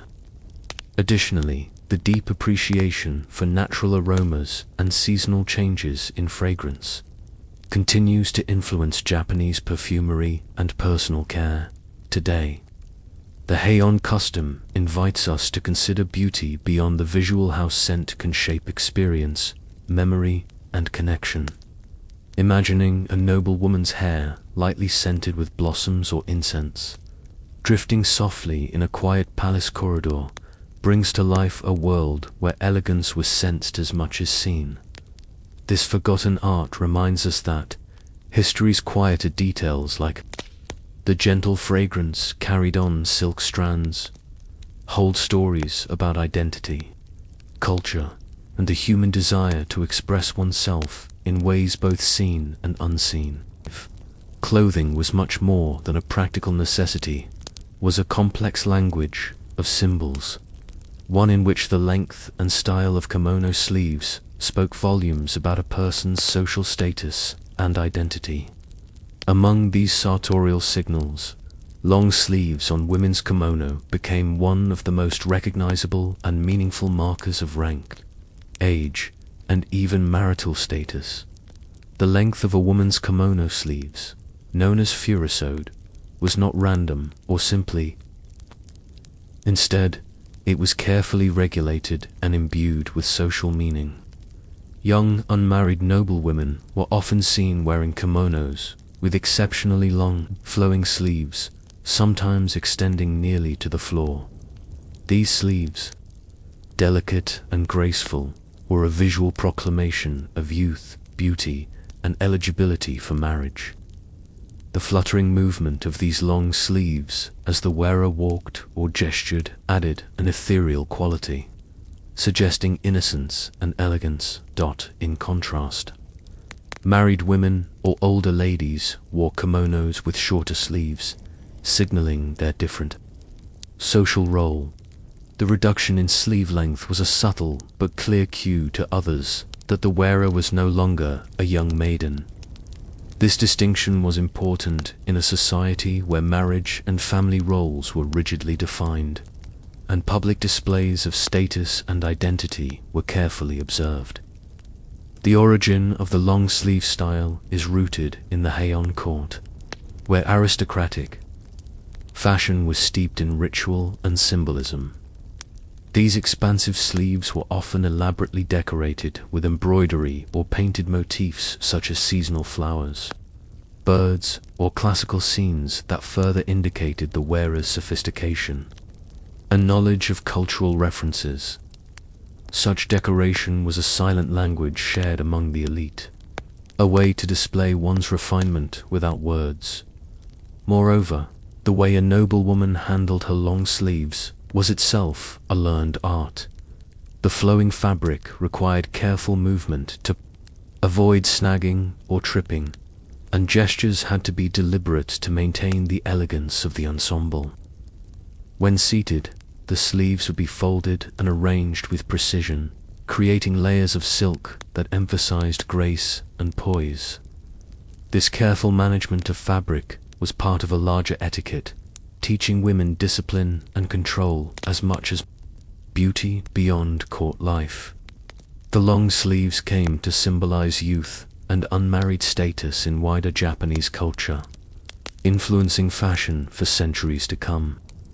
The iconic furosode kimono remains today a traditional garment worn by young women at coming-of-age ceremonies, weddings, and other significant occasions. Echoing centuries-old social codes, the sleeve length also affected practical aspects of daily life. Wearing such voluminous sleeves was not without inconvenience. They could catch on furniture or impede manual tasks. So the style emphasized the wearer's sheltered, privileged position, free from laborious work. It was a quiet reminder that long sleeves were a luxury afforded only to those within certain social classes. As you picture a young noblewoman in the Heian court, her sleeves billowing softly with each measured step, consider how this single garment detail communicated everything from her age and status to her grace and social role. In a world without modern identification or social media, clothing was a vital language where even the length of a sleeve told a story about who you were and how you belonged. The significance of sleeve length in Heian Japan extended well beyond mere aesthetics. It was deeply embedded in the social fabric and etiquette of the time, carrying layers of meaning that anyone within the aristocratic circles could instantly understand. The long sleeves of the furosode were more than a fashion statement. They were a visual code conveying messages about the wearer's identity, family status, and place within society's hierarchy. In the rigidly structured Heian court, every detail mattered. Sleeve length was one of the easiest ways to communicate whether a woman was unmarried and therefore eligible for marriage, or married and settled into a different role. Young women's long sleeves fluttered gracefully during court dances, poetry, readings, and ceremonial occasions, signaling their youth and availability without a word spoken. This non-verbal communication was crucial in a society governed by strict protocols and subtle social cues. The decorative patterns adorning the sleeves also reinforced these messages. Motifs of seasonal flowers, cranes, and other auspicious symbols not only showcased the wearer's refinement, but often carried personal or familial significance. A carefully chosen design could hint at a family's prestige, the season of the event, or even the wearer's poetic knowledge. Thus, the sleeves became a canvas for cultural expression as much as an article of clothing. Long sleeves required a particular kind of comportment as well. The wearer had to move slowly and deliberately to prevent the fabric from tangling or catching. This restrained movement was itself a sign of breeding and education, a physical demonstration of discipline that mirrored the social order of the court. The flow and sway of the sleeves became part of the overall performance of femininity and grace expected of noble len. Importantly, the practical limitations of long sleeves further reinforced social distinctions. Such sleeves were impractical for work or daily chores, underscoring that women who wore them lived sheltered lives of privilege. The style implicitly separated the aristocracy from commoners and servants, who wore shorter, simpler garments suitable for labor. This sartorial code surrounding sleeve length continued to influence Japanese culture long after the Heian period ended. The furisode remains a ceremonial garment for young women in modern Japan, worn during important rites of passage such as the coming-of-age ceremony, seijin, shiki. This continuity highlights how deeply entrenched these symbols became, evolving but never losing their core meanings.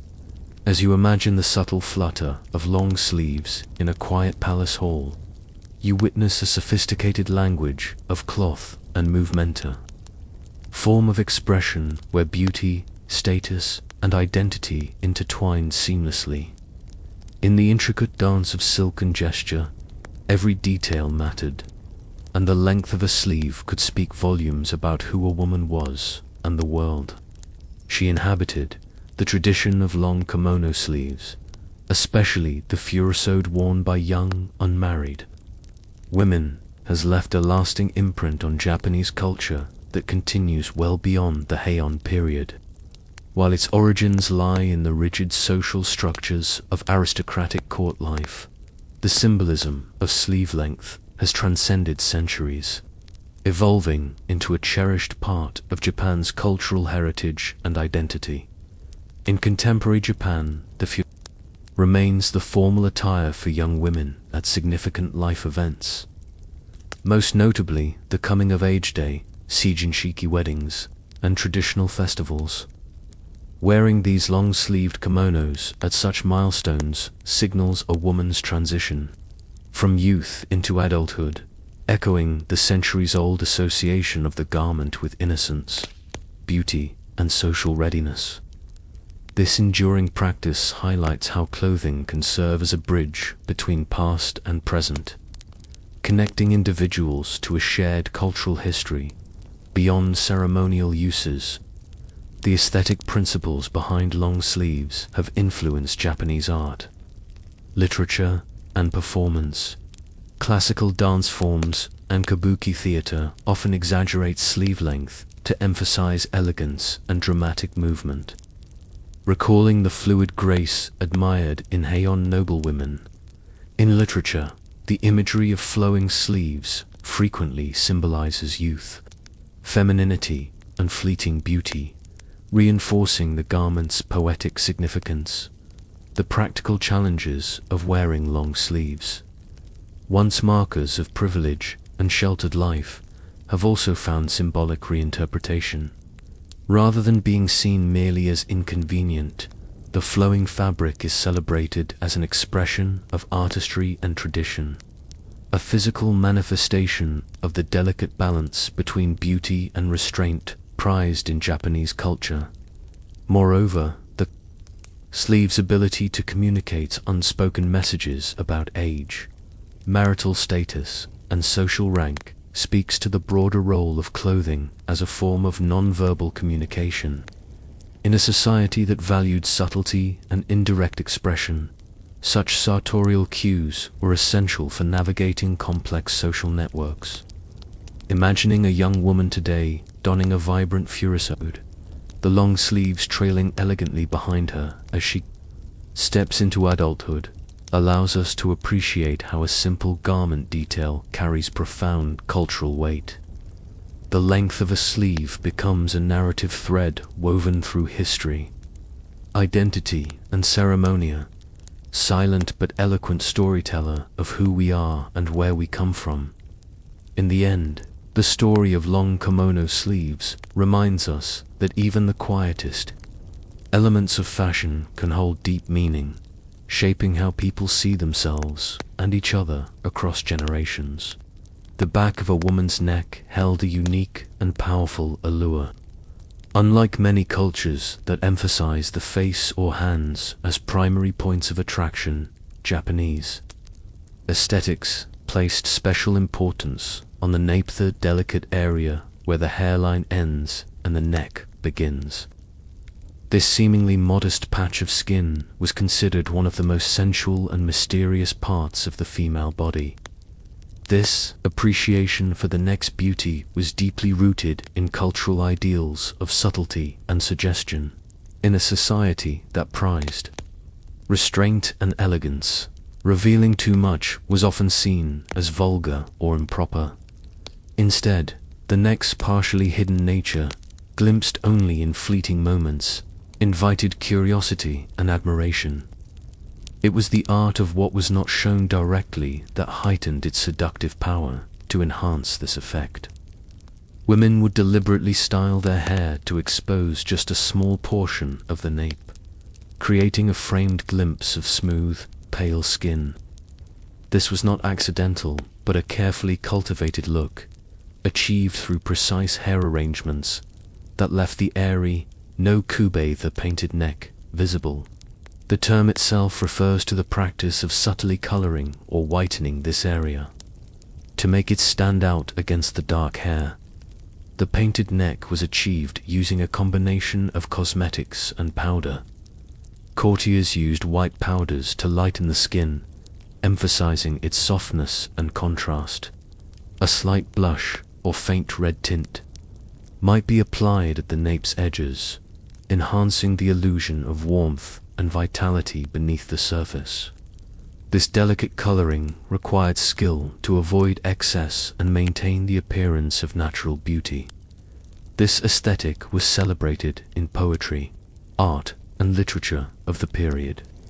The neck appeared as a recurring motif, symbolizing both purity and eroticism. Poets would write verses inspired by the graceful curve of the nape or the fleeting glimpse of skin beneath dark hair, using it as a metaphor for subtle longing and restrained desire. The painted neck's allure was not limited to visual appeal, it carried cultural and social meaning as well. It signaled a woman's refinement, femininity, and adherence to courtly standards of beauty and decorum. To reveal the neck was to invite admiration, but only in a way that respected the era's ideals of modesty and mystery. In imagining the softly lit chambers of the Heian court, picture noblewomen with their glossy black hair artfully arranged to reveal just the right amount of their painted necks. It was a quiet, elegant seduction, one woven from cultural nuance and artistic sensibility, testament to how beauty can be found in the most unexpected places. The seductive allure of the painted neck was not a natural accident, but the result of careful preparation and artistry. Noble women and their attendants devoted significant time to perfecting this subtle beauty, combining cosmetic skill with hairstyling techniques to create the ideal balance of reveal and concealment. To begin, the hair was styled meticulously. The elaborate coiffures of the Heian period were designed to frame the neck just so, parting and arranging the thick, glossy black locks to expose the airy, no-kubother, small patch of skin at the nape. This required skillful handling, as too much exposure could appear immodest, while too little diminished the desired effect. The hair's sheen and smoothness were also crucial, achieved through regular care with oils and gentle combing, enhancing the contrast between dark hair and pale skin. Cosmetics played a vital role in enhancing the painted neck. White powders, made from finely ground rice or lead, were applied to the exposed skin to create a luminous, porcelain-like appearance. This whitening effect emphasized the softness and smoothness of the neck, setting it apart from the rest of the body. A subtle red or pink tint was often added to the edges or just beneath the hairline, mimicking a natural flush that suggested warmth and vitality. The application of these powders and tints was done with great care to avoid a heavy or artificial look. The goal was to enhance natural beauty through suggestion rather than transformation. Attendants who specialized in makeup, called kosumi-ki, often assisted noblewomen in these delicate procedures, ensuring that the painted neck remained both striking and tasteful. This ritual extended beyond mere aesthetics. It was part of a broader cultural appreciation for fleeting beauty and transient moments. Since the painted neck was visible only in brief glimpses, when turning away, bowing, or tilting the head, invited a sense of mystery and longing. This fleeting visibility resonated deeply with Heian ideals of impermanence and subtlety, central themes in their poetry and art. Moreover, the painted neck was a social signal. A woman who carefully maintained this feature demonstrated her refinement, adherence to courtly customs, an understanding of sophisticated beauty. It was an unspoken language of allure, one that communicated grace and desirability while respecting the era's values of modesty and discretion. As you imagine a noblewoman preparing for a court gathering, envision the quiet ritual of styling hair and applying delicate powders, all to reveal that perfect, painted neck, a small yet potent symbol of elegance, mystery, and the delicate dance between concealment and revelation.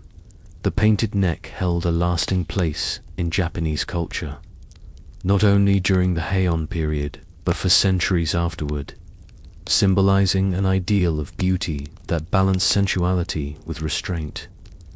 This delicate focus on a small part of the body reveals much about the era's values, how subtlety and suggestion were preferred over overt display, and how beauty was intertwined with mystery and social decorum.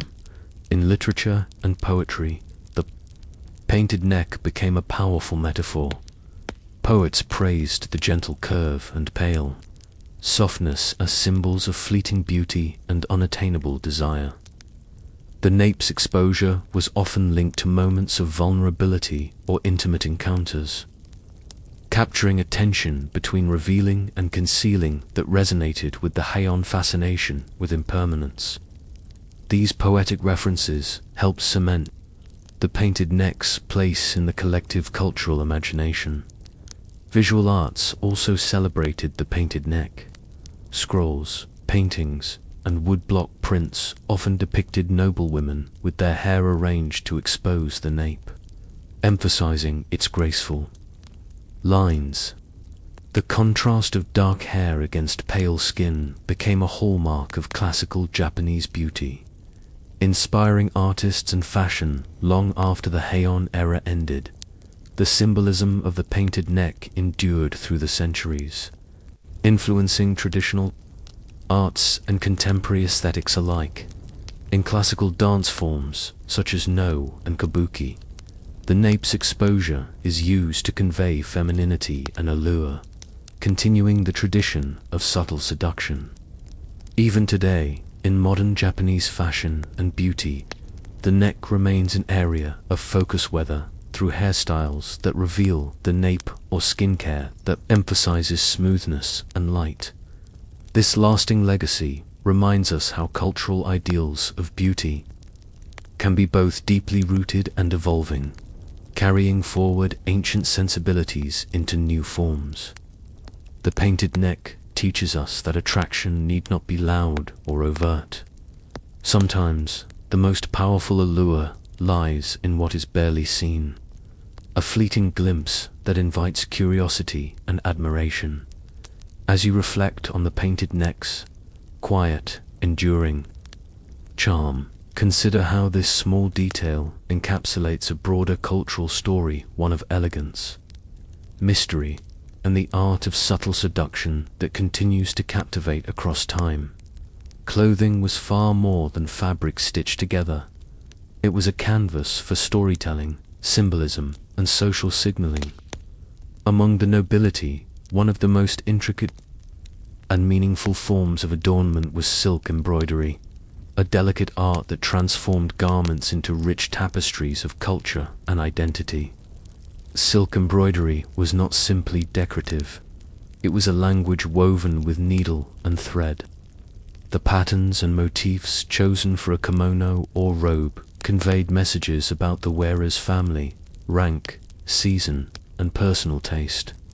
Skilled artisans spent countless hours crafting these detailed images, embedding cultural references and poetic symbolism into every stitch. Common motifs included flowers such as chrysanthemums, plum blossoms, and cherry blossoms, each carrying its own significance. For example, cherry blossoms symbolized the transient nature of life, while chrysanthemums represented longevity and nobility.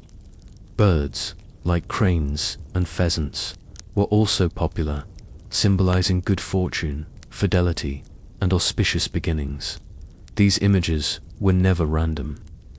They were carefully selected to align with the wearer's status, occasion, and even the time of year. The technique of embroidery required exceptional skill.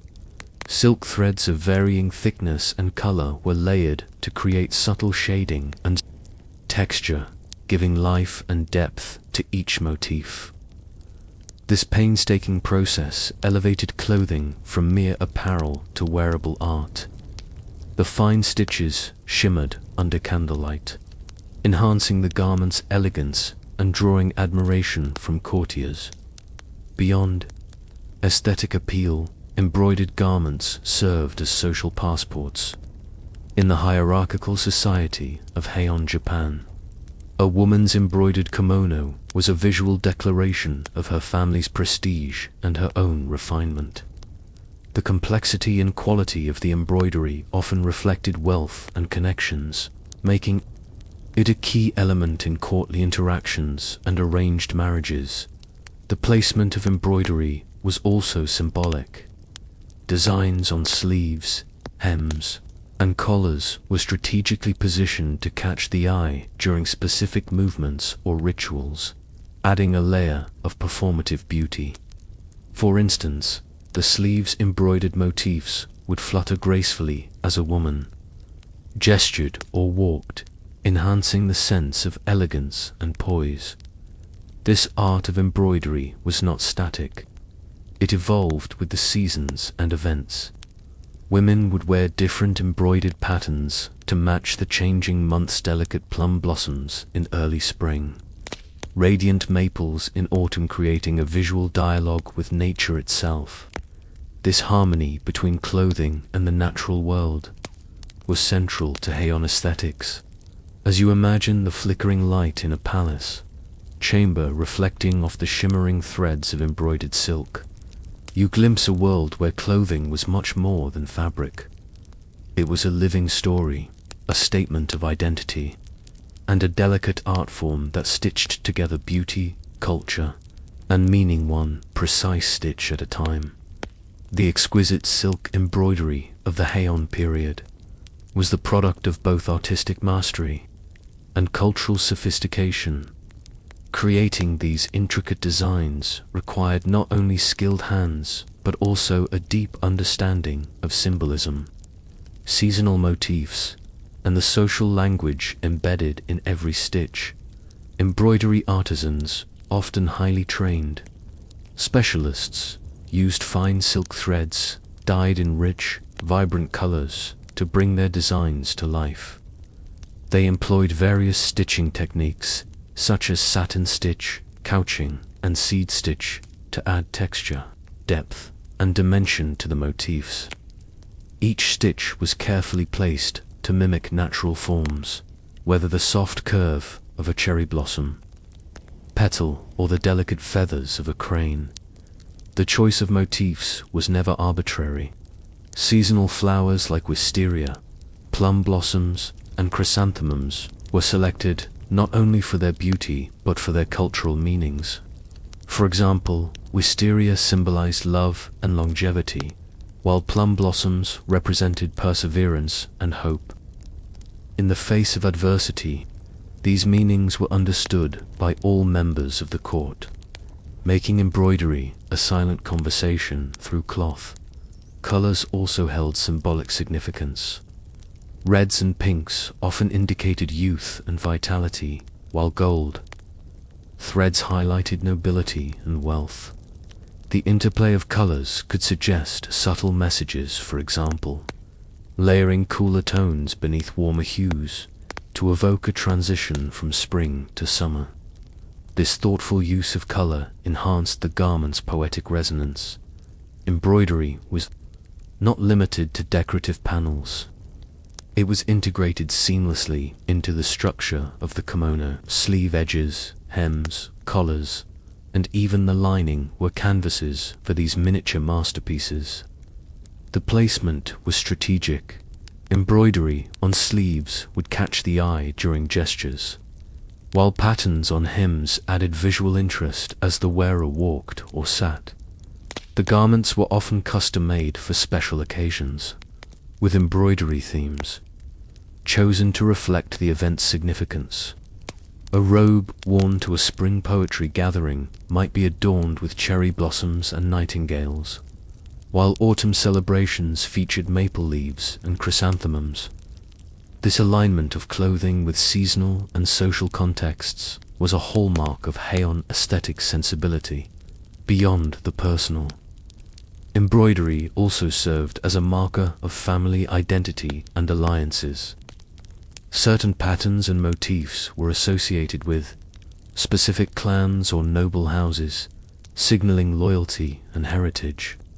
Wearing these designs publicly was a way to assert one's place within the complex web of court politics and relationships. In sum, silk embroidery in Heian Japan was a profound form of artistic and social expression. It transformed clothing into a living tapestry of nature, culture, and identity, stitched with care and intention. Each embroidered kimono was not just worn, but performed a statement woven from thread, tradition, and meaning. The art of silk embroidery, perfected during the Heian period, left a lasting legacy that continues to influence Japanese culture, fashion, and artistry today.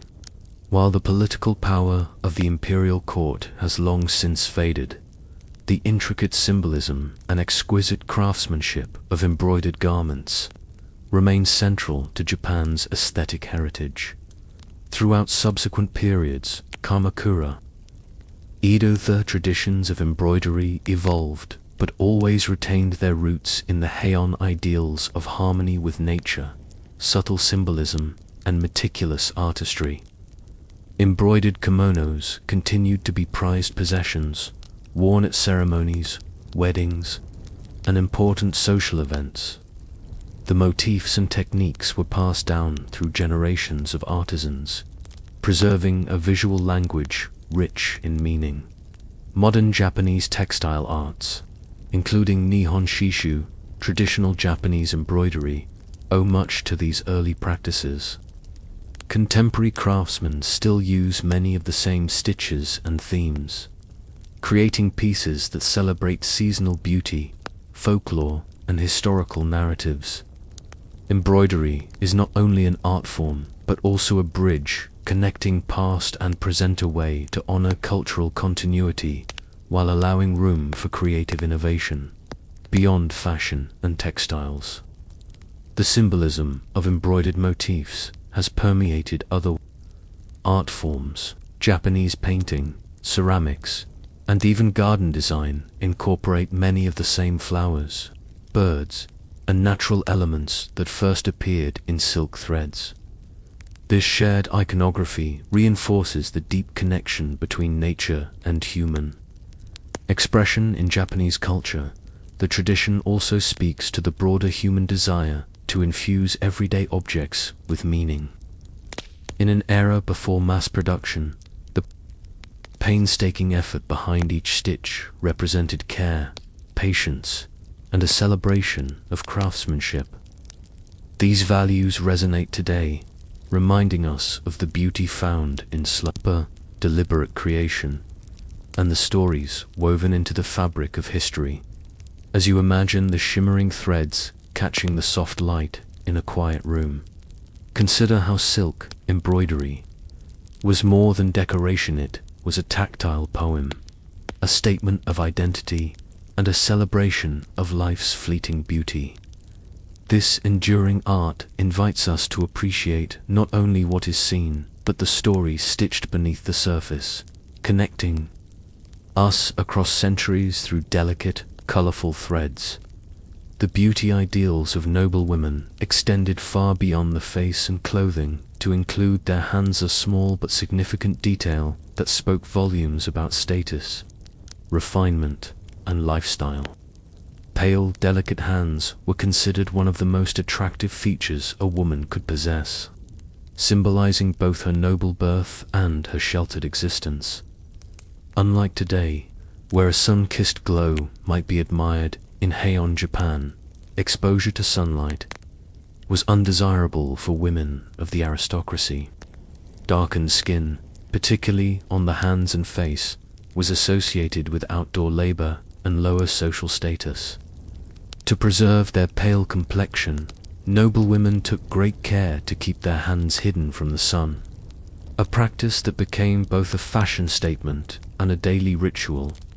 This emphasis on pale hands reflected the rigid social hierarchy of the time. The upper classes were expected to live lives sheltered from manual work and the elements. Their skin, protected from the sun, became a visual marker of privilege and refinement, distinguishing them clearly from peasants and servants who worked outdoors and bore the physical signs of labor to protect their hands. Women often wore long, flowing sleeves that extended beyond the wrists, sometimes covering part of the fingers. When venturing outside, they might carry fans, parasols, or even special gloves made of fine fabrics to shield their skin from sunlight. Indoors, delicate hand movements were emphasized as part of graceful etiquette, drawing attention to their softness and paleness. Maintaining pale hands also involved skincare routines. Women used natural ingredients like rice bran, camellia oil, and sake to cleanse and nourish their skin, ensuring it remains smooth and light. These beauty rituals were time-consuming but essential, reinforcing the idea that beauty required patience and dedication. The cultural significance of pale hands was echoed in poetry and art. Many Heian-era paintings depict noble women with elongated, delicate fingers, often partially concealed by elegant sleeves. Poets wrote of the beauty found in subtle gestures, how a pale hand brushing a sleeve or holding a brush could convey refinement and emotion without words. This ideal of hand beauty was more than aesthetic. It was a symbol of social order and identity. Pale hands told a story of leisure, privilege, and the carefully maintained distance between the ruling class and the common people. They were a quiet, constant reminder of a woman's place within the intricate hierarchy of Heian society. As you imagine a noble woman sitting quietly in her chamber, her hands hidden beneath long silk sleeves or gently shielded by a fan, consider how such a simple detail communicated so much. The beauty of pale hands reveals how deeply cultural values and social structure can influence even the smallest parts of our bodies, and how these ideals shaped the daily lives of women long ago. In the world of Heian Japan, maintaining the delicate paleness of one's hands was not left to chance. Noble women adopted a variety of careful rituals and daily practices aimed at protecting their skin from sunlight and preserving its softness and whiteness. These routines reflected both their commitment to the beauty ideal and their social standing, which allowed the luxury of time and resources to care for such details. One of the most common methods to shield hands from the sun was the design of the kimono itself.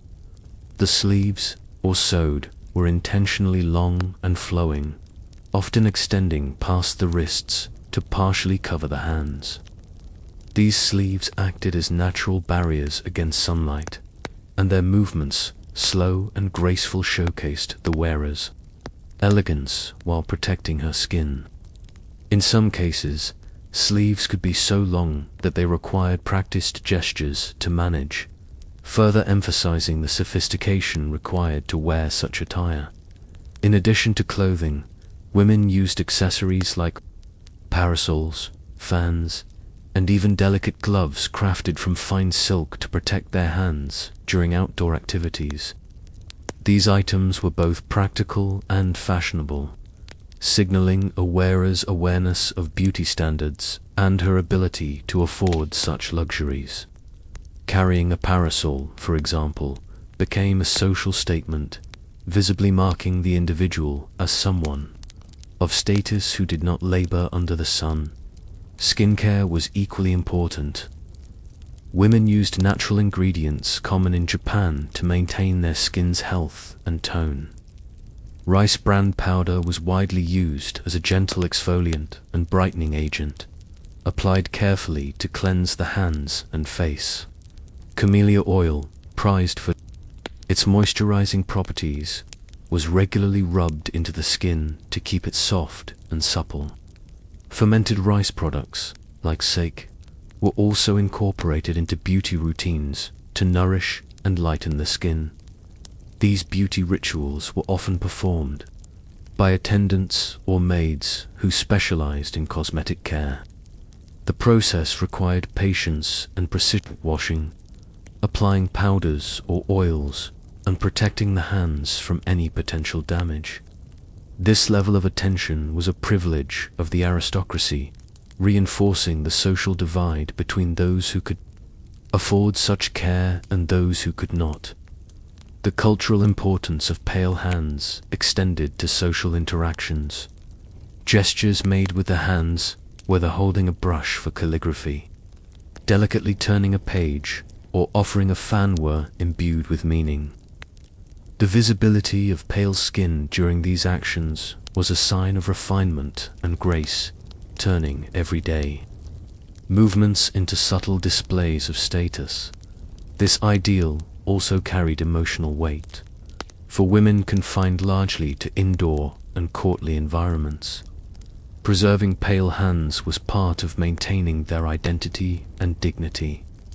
It symbolized their role within a society that valued delicacy, restraint, and subtlety, a stark contrast to the physical toughness expected of men and laborers.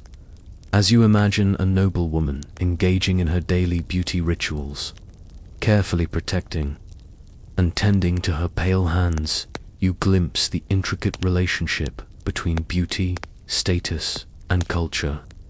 In these small, deliberate actions lies a story of identity shaped not just by appearance, but by social expectation and tradition. The ideal of pale hands as a symbol of beauty and status persisted well beyond the Heian period, influencing Japanese aesthetics and cultural values for centuries.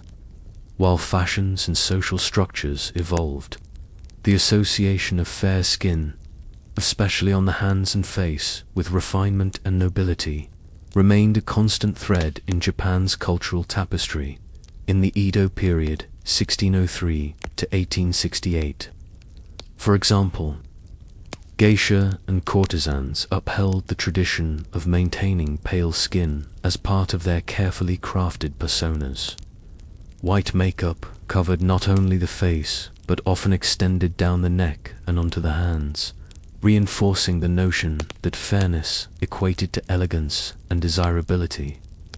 This continuation of earlier ideals underscores how deeply ingrained the preference for pale skin was in Japanese society. The practice also extended into traditional arts and performances. Classical dance and theatre often emphasize the hands' movement, and their appearance is critical to conveying grace and emotion. The visibility of pale, well-maintained hands adds to the performer's ability to express subtlety and refinement, linking back to centuries-old beauty standards. Beyond aesthetics, the cultural preference for pale skin, including on the hands, reflected broader social dynamics. It visually reinforced class distinctions and gender roles, symbolizing a lifestyle removed from manual labor and the harshness of outdoor work. This visual language helped maintain social hierarchies, making skin tone a marker of identity and privilege. In modern Japan, while attitudes towards skin color have diversified, remnants of the ideal persist.